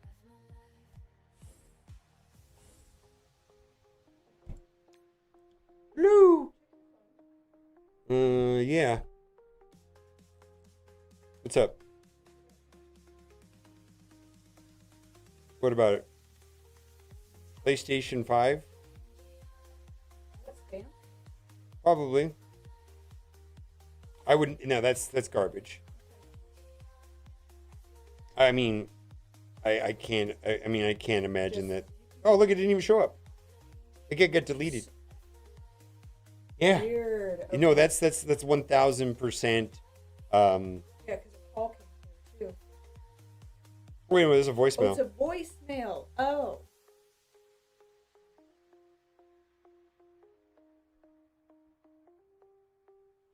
Yep, that's scam. It's got to be a scam. I wouldn't worry about it.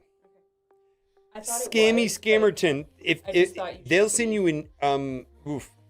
You registered with them, right?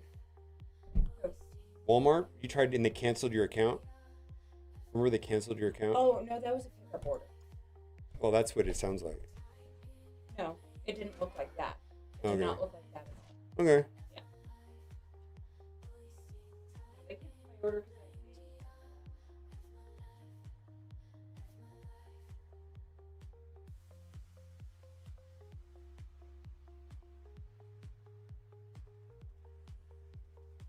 Make it sure they want to be able to G20 people once they want to start putting G21 people? Woof. Maybe.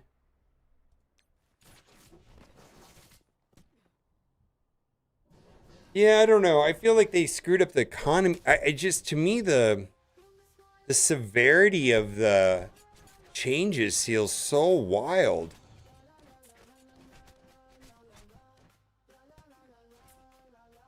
I feel like they could have took a more moderate approach to this maybe like 9 to 10 months ago.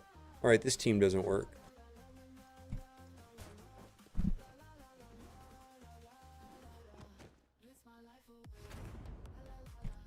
What are the boosts on this? F4? Okay.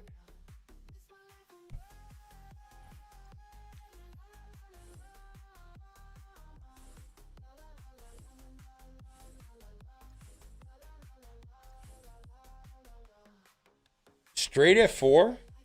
No Quasar or anything? Yeah, okay.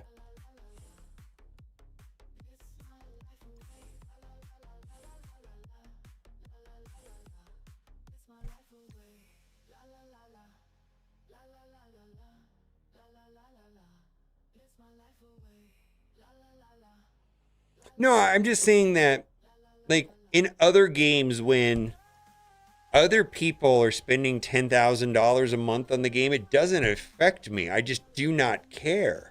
It doesn't change my experience at all.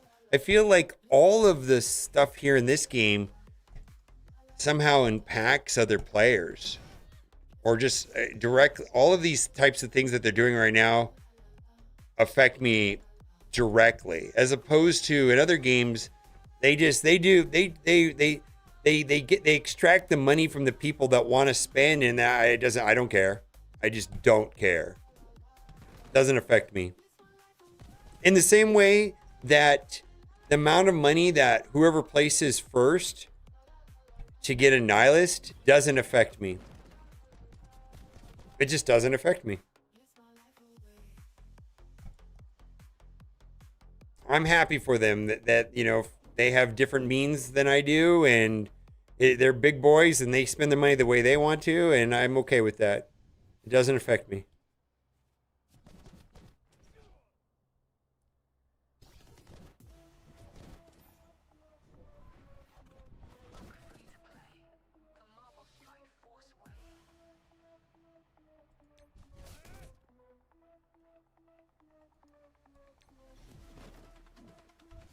Because I sense that the people that spend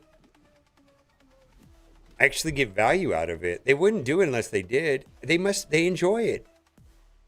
Everybody, that's the thing too about these games. Everybody's got a different level of comfort in their spending patterns, right? Like for example, like I've interacted with Nah for years, and we've played other games. He always spends a little bit more than me. I already know. Like I already know that he's gonna probably spend at least double what I spend, and I get satisfaction with the amount I spend. I'm sure he gets satisfaction with what he spend, and then there's always somebody above, and somebody above, and somebody above, and maybe $10,000 a month is a drop in the buck. Maybe they're an oil prince, and that's that. What do they care, right? It's nothing. They make that in 42 seconds every day. Everybody gets value in different ways. Everybody's got different means and different amounts of income. It's perceived value is so different, and it's not about wealth either. I really don't think it's about wealth. A lot of there's wealthy people and there's high earners, and I think there's a lot of high earners that this is their hobby, this is their entertainment, and this is the way they spend their money, and they work hard and they play hard, and it has nothing to do with being an oil baron or anything.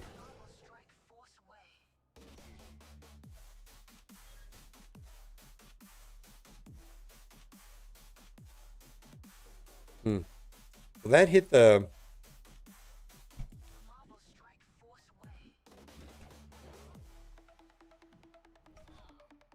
There we go. That was great.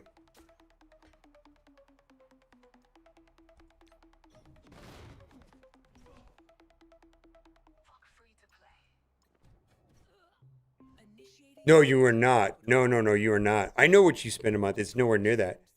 Yeah, it's nothing like that. No. No. I know. Just because I know what I spend and you spend a little bit more than me, but it's not 10,000, nowhere near that. No. I'm going to guess that on a high month, you might spend $400 or $500 on a high month. On a big month. Like a push month, like a Blue Marvel month, something like that. Even I'll spend up that much on a Blue Marvel month. $3 billion? No. Yeah. No. I don't think you guys understand what I'm trying to say.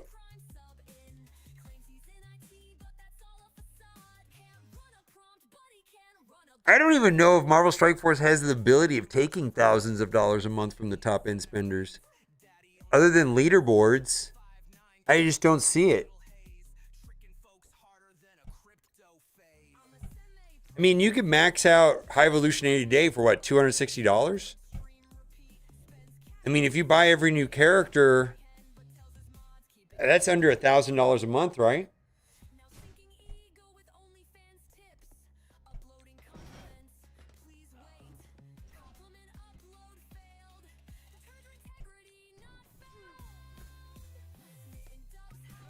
No, I do. This is funny. I don't even know.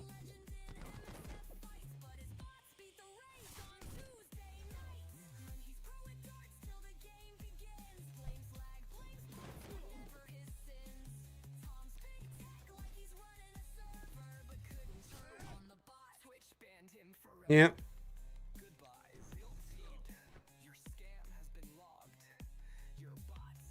Oh, race for 21. Yeah, the race for...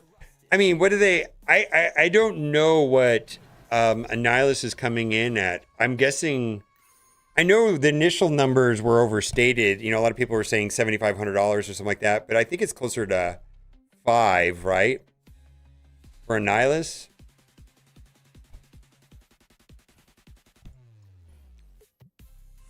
Well, they also had those super discounted offers for a little bit, right?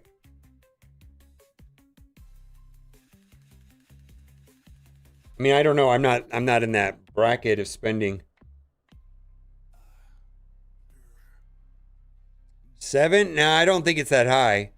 No.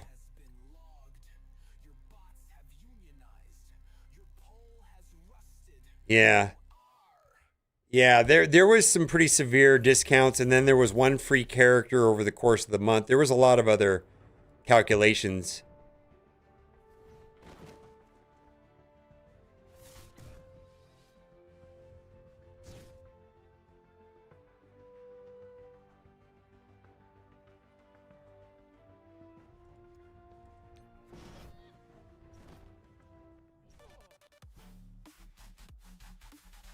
Hmm.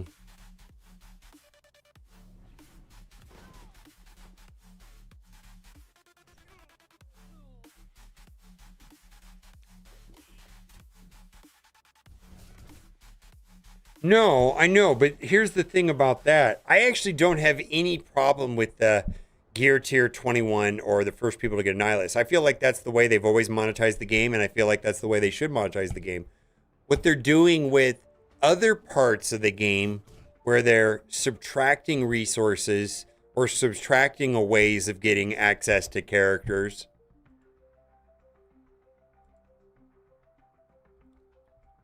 And they're putting the crunch on the bottom end as opposed to the top end. The top end is going to be Gear Tier 21. You know, the latest and the greatest, the biggest chase, the new progression system, having the most powerful team on something that's brand new is very, very, very different than restricting one's access to gold or the ability to buy a character with power cores. Very different. I mean, that's the crux of my conversation, essentially. Is like, why are they doing it this way now? They've always done it with Gear Tier 21 and getting the next Dark to Mission character. That's the way the game has always been like that. In fact, it's probably never been cheaper. It's always been worse than the way it is now. A lot of examples of that. I think Odin and Professor X were pretty favorable, player favorable. But before that, no, it's way worse than a Nihilus. Way worse. Yeah. Yeah, $260 to max out a character on day one, as opposed to $700 at one point.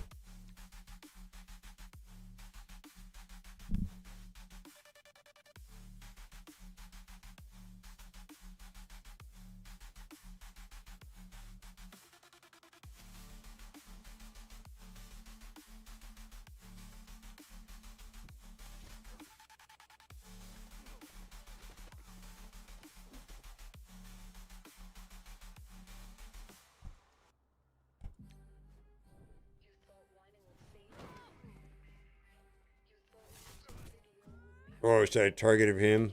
Oh, never mind.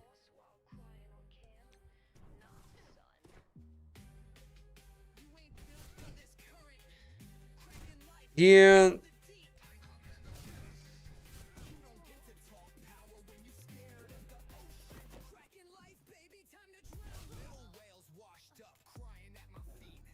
Yeah, I would argue that the game got cheaper for the top end.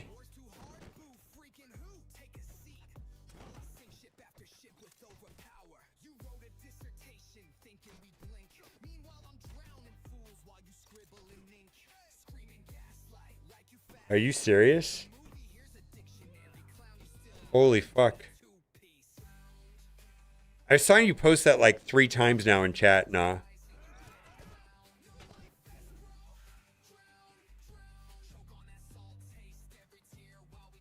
How the fuck are we gonna get those? I don't even know where you get those. They're not in Crimson Orbs and Raids?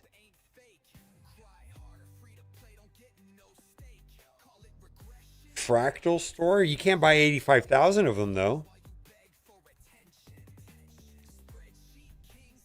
That's not a...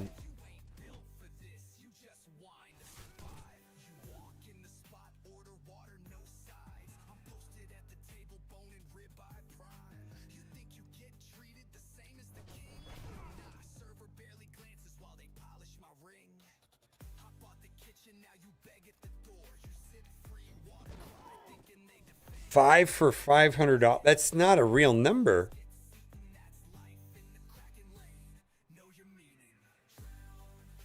So taking characters to 20 and a half is a trap? Holy fuck. That's a video. I know somebody said that earlier. I believe Steven Ednaw said that.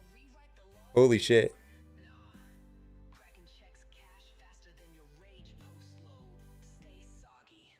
I know, right? I see the chat. Sometimes it doesn't sink in. I'm multitasking. You've seen me here before. You know what I do. I get it eventually. Oh, that's not good. All right. We got to do the GD planner.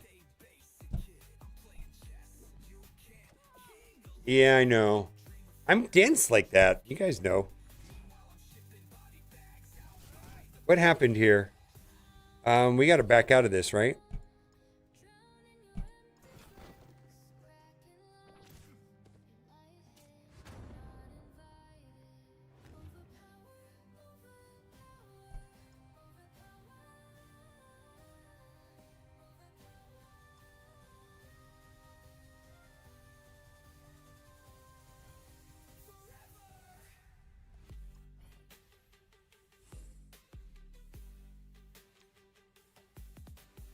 I still got edit a Raid Shadow Legends video, and then I got to go speak at a rehab. I'm gonna run out of time here.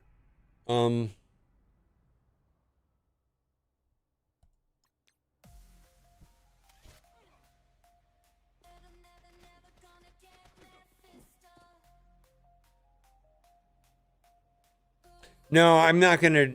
No raid.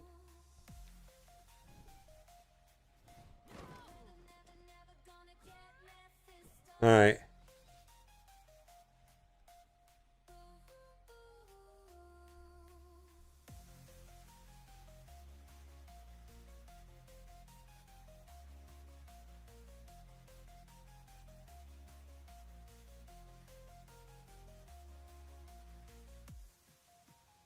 Oh, this is a little too vague, though.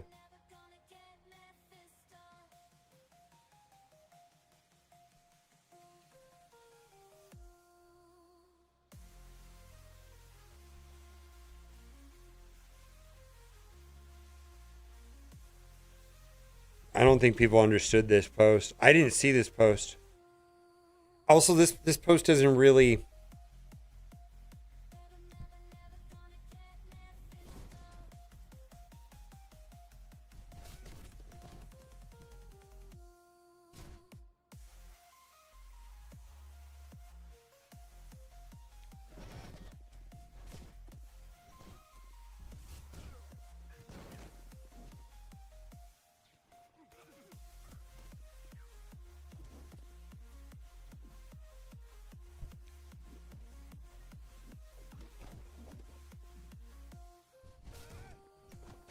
Yeah, okay, so we got to go all out right here, right?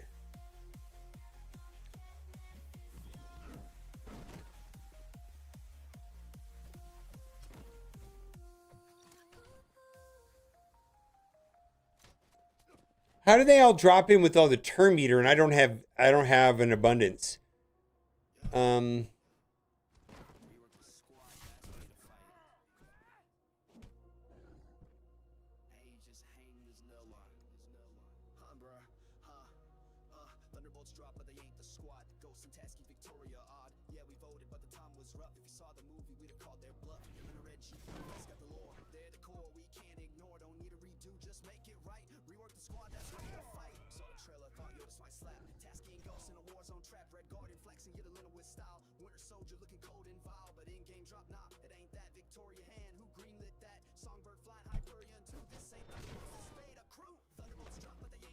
Lead out. Ah, shit. They're going to get a fuck ton of turn meter. Lead out. Lead out. Oh, come on.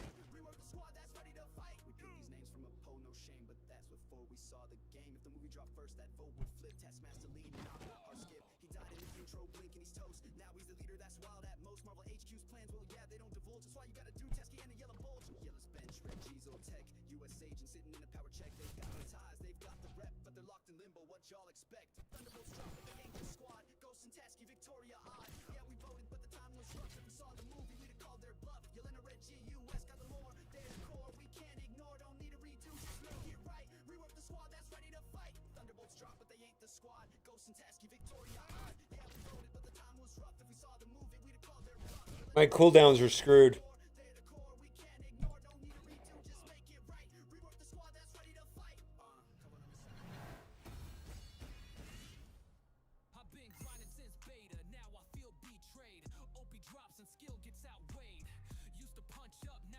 Yeah, am I ruined here with my cooldowns?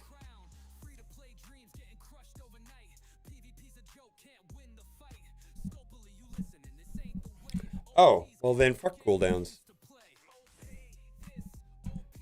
Alright, I'm gonna make a video about this tomorrow.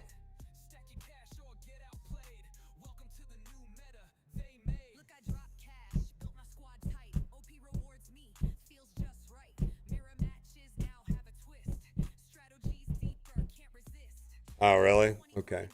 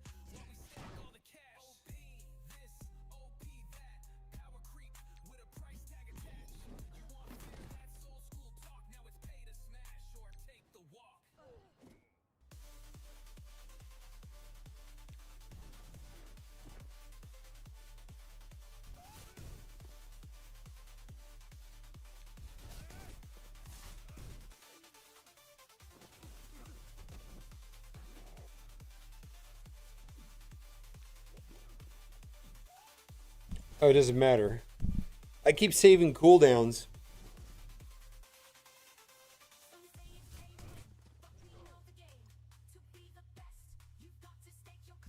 Wow, 4 hours.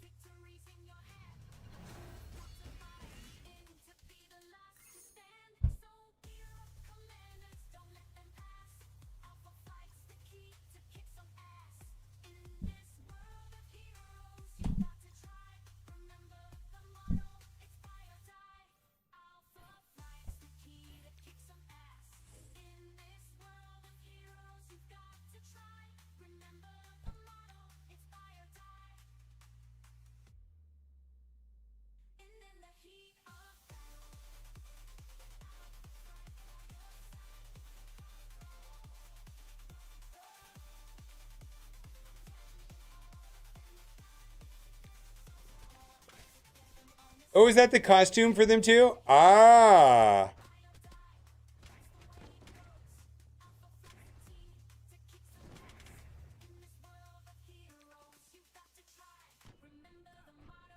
I don't know about these costumes, man.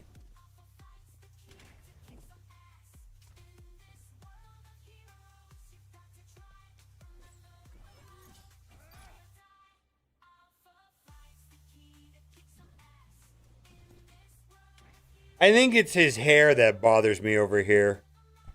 Is that a stupid complaint?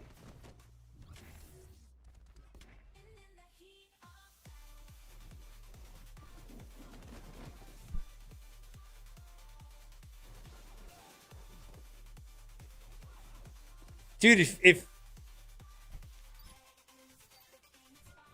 but if you were if I met somebody in person with that kind of hairdo, what would I think? Well, I gotta look at this shit.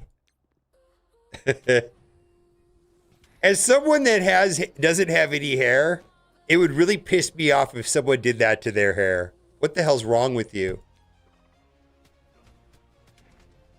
Why would you do that to your hair? Okay.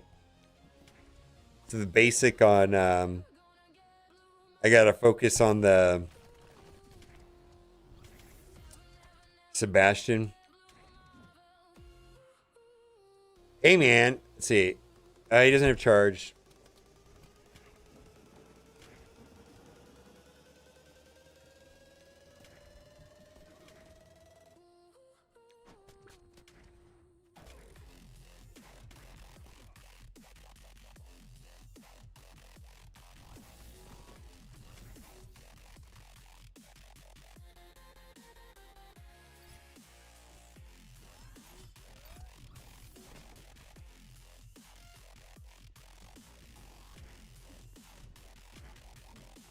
Yeah, people with hair are awful. People with hair, am I right?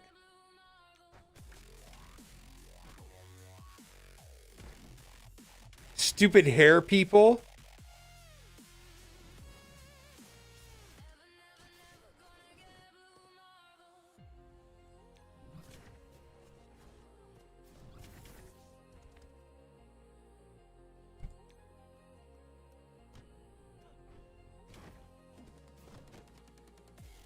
Well, would you say European? You mean they have topless beaches?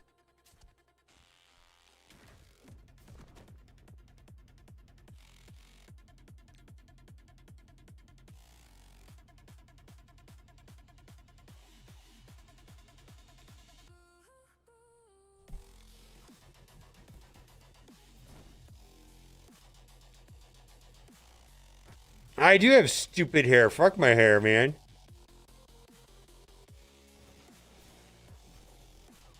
The battles of the mechanics of this battle make no sense to me at all.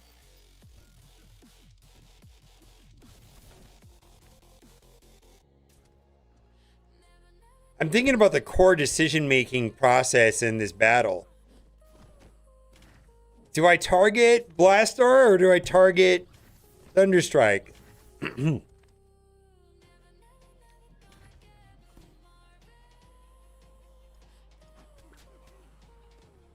No, I mean that's all the mechanics.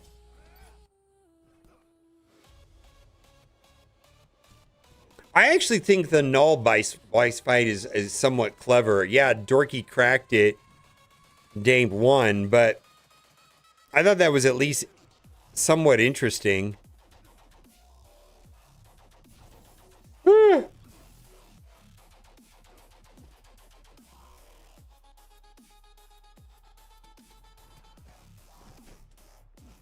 I don't think I that's the thing is I don't have to read the kits to understand this battle. I don't think there's anything to understand.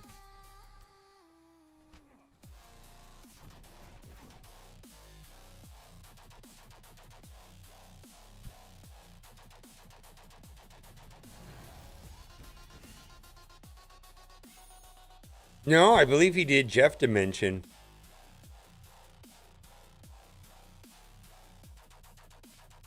I don't know if he had anything to do with this. Yeah, Retcon Dimension was Dorky's. I don't know about this at all.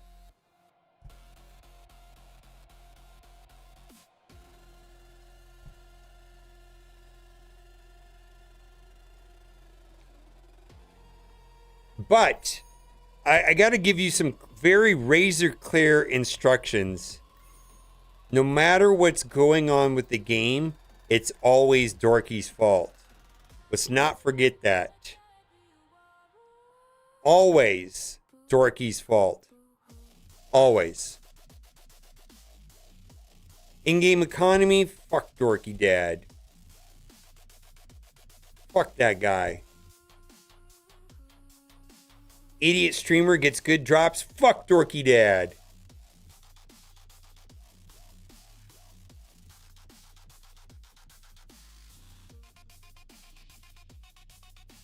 Dorky Dad, it's all Dorky Dad's fault now.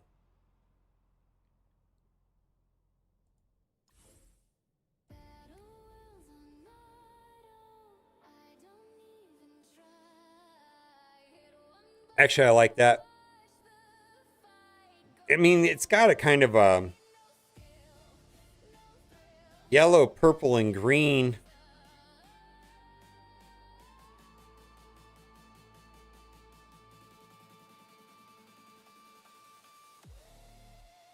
Lakers are purple and yellow.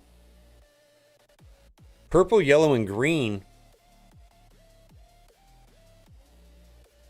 Oh, it's purple, yellow, and gold, and it's metallic purple and gold with like a matte green.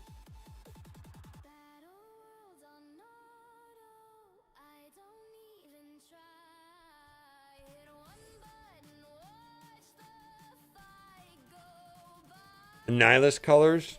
Makes sense.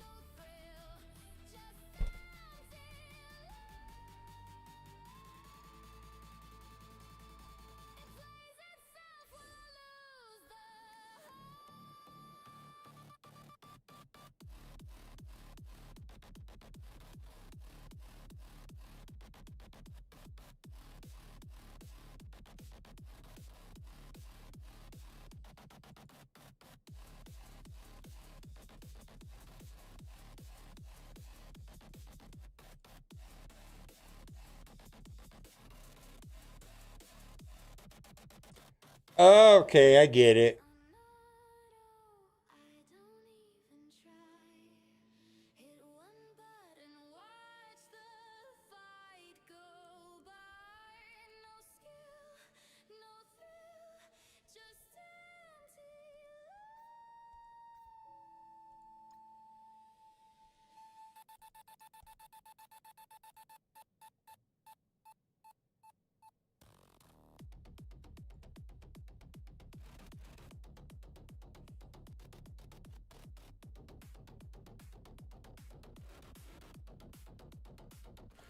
All right, I get it.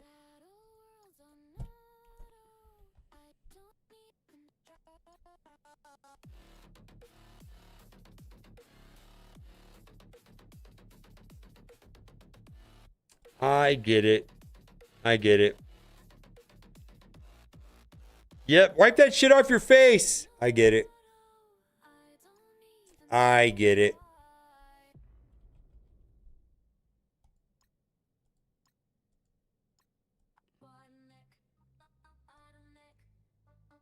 Yeah, I get it. I get it. Actually, I think it's pretty cool. Let's like. I still don't know if I like Thunderstrike because fuck that guy's hair and his beard.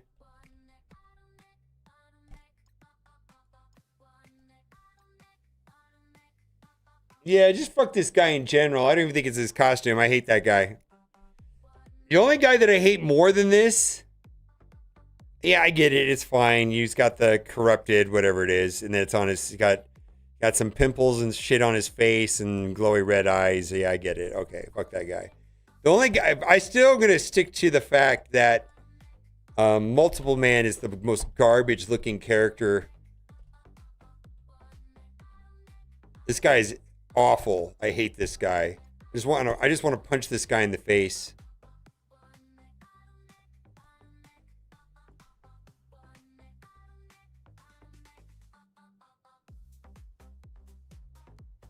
I hate this guy.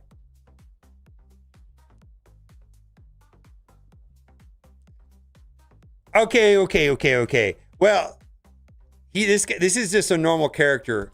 And then for me, worst costume in the game, oof, it's a tie for first place. But I know who it is.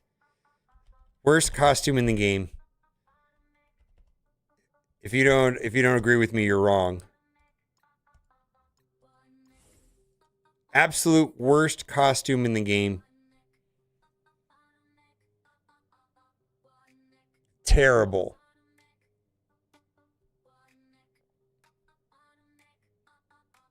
I like the Iceman one. Now, first of all, when I play Marvel Strike Force, the last thing I want to do is have a tie on.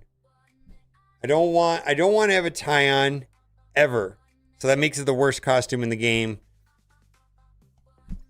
Probably tied for that would be She-Hulk. Hers is awful also. At least they fixed her neck. It's awful. Nobody wants a business suit in a game. This is a fighting game. We're not going to work. Fuck that. Stupid. I don't have a problem with President Loki so much. The problem I have with President Loki is that he came to the game, and I understand that, and there was a comic, right? But he didn't have, like, I feel like this happened in Star Wars Galaxy and Heroes with the Rogue One characters that like Biston and shit that weren't in the movie. But they told them, they just gave them to Galaxy of Heroes. Here, make some characters. And it's like, the movie came out and they're not even real. They're like 32 frames in the movie or something. That's how I feel like President Loki was in the Loki TV show. How long was this guy even in the show?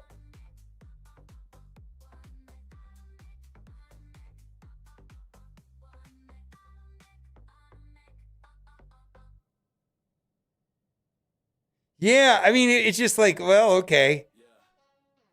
I mean, So for me, that's two reasons: the tie, and he wasn't really even in the show. Now, best costume in the game, and again, if you disagree with me, you're wrong, is going to be OG Invisible Woman.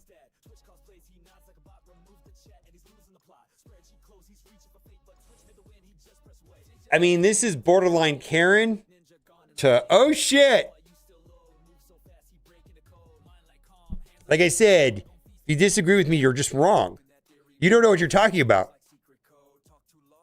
I'm the ultimate authority on this kind of stuff. Well, the Killmonger was pretty good too. Magic? Magic is good.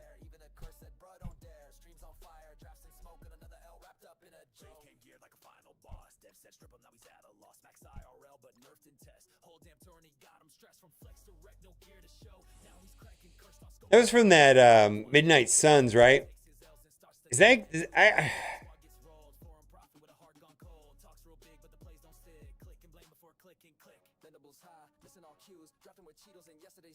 Isn't she Colossus' brother?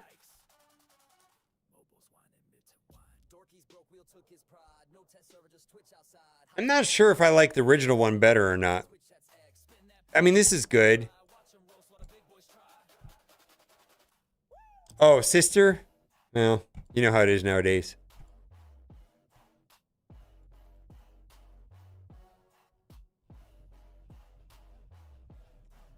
Oh. I wasn't trying to go there. My apologies.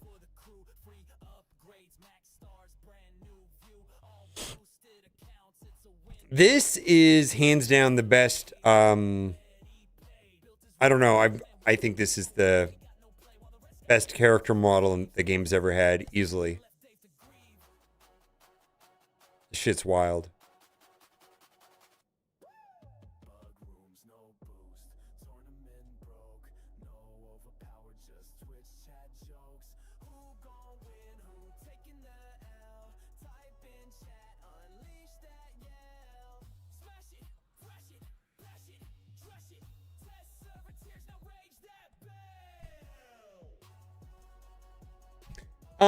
I don't. Do you remember the OG Thanos that had the throne when he came into the battle? Then he's standing.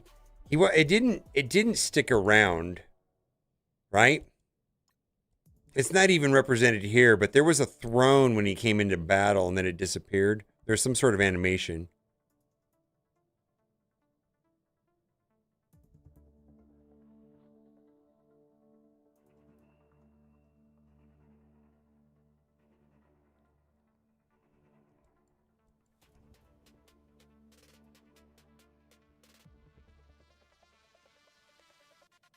Is that a skirt? Oh, I see what it is. That's kind of a little bit feminine. Huh. Huh.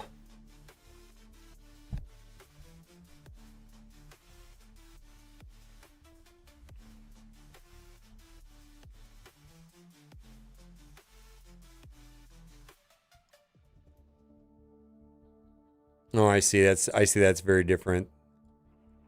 It kind of has like a almost like a samurai. Oh. Yeah. Yeah, I mean, I guess I mean this has been in the game forever and I've never really looked at it, I guess.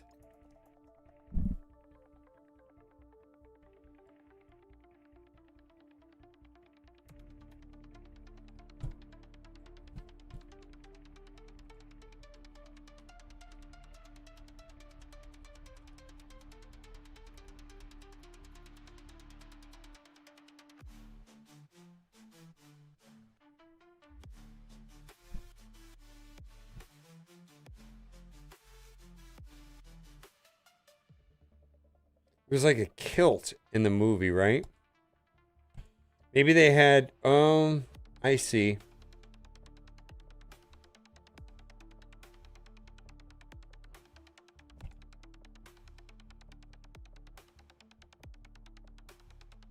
Come on, can you spin it around?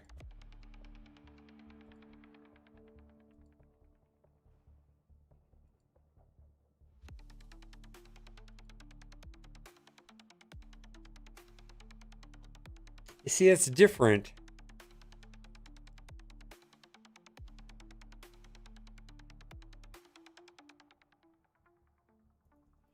See, that's almost cut like a sports jacket.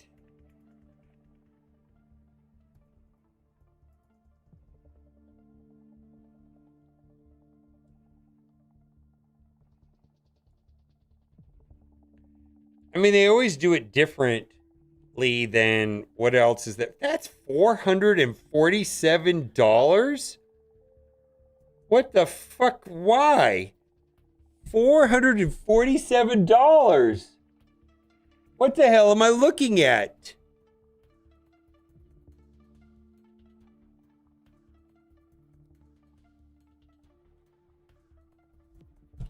Oh, fucking, T-Dats, I see that there's a message from T-Dats right now. What the actual fuck, dude? What is wrong with you? Nobody wants to see that shit. Do not click that link. I repeat, do not click that link. You don't want to do it. You will hate your life and you can never unsee some things. Do not click that link that T-Dats posted into chat.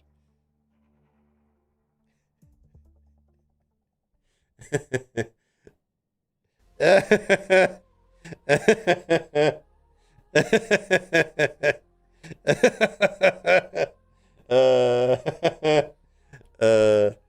like that Spider-Woman comic that's worth $1 billion, right? Kind of the same look. Bad T-Dats. All right, I'm going to call it. Blog post tomorrow.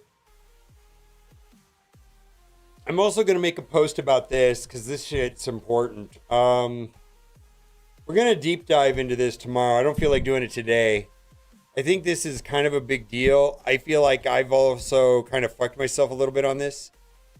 Let me ask you, is this deliberate or, like Ceci said, only 13, right? Is this deliberate or accidental?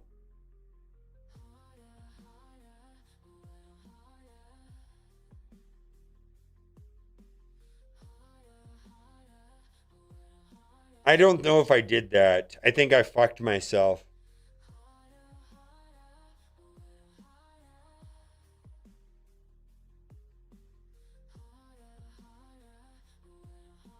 This number seems astronomical.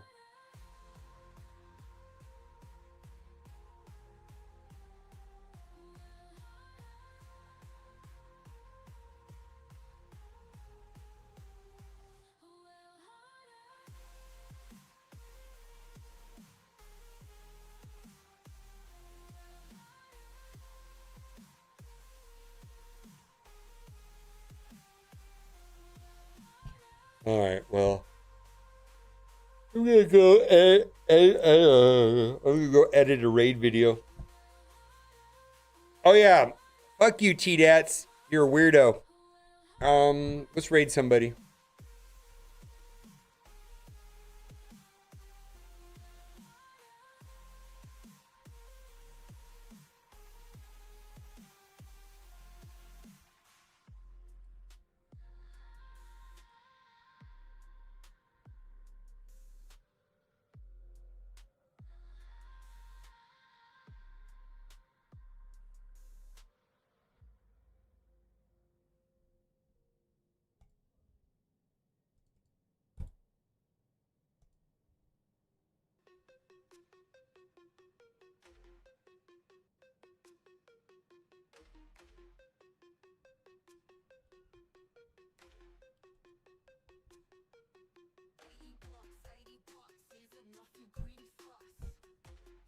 Well, that's actually funny.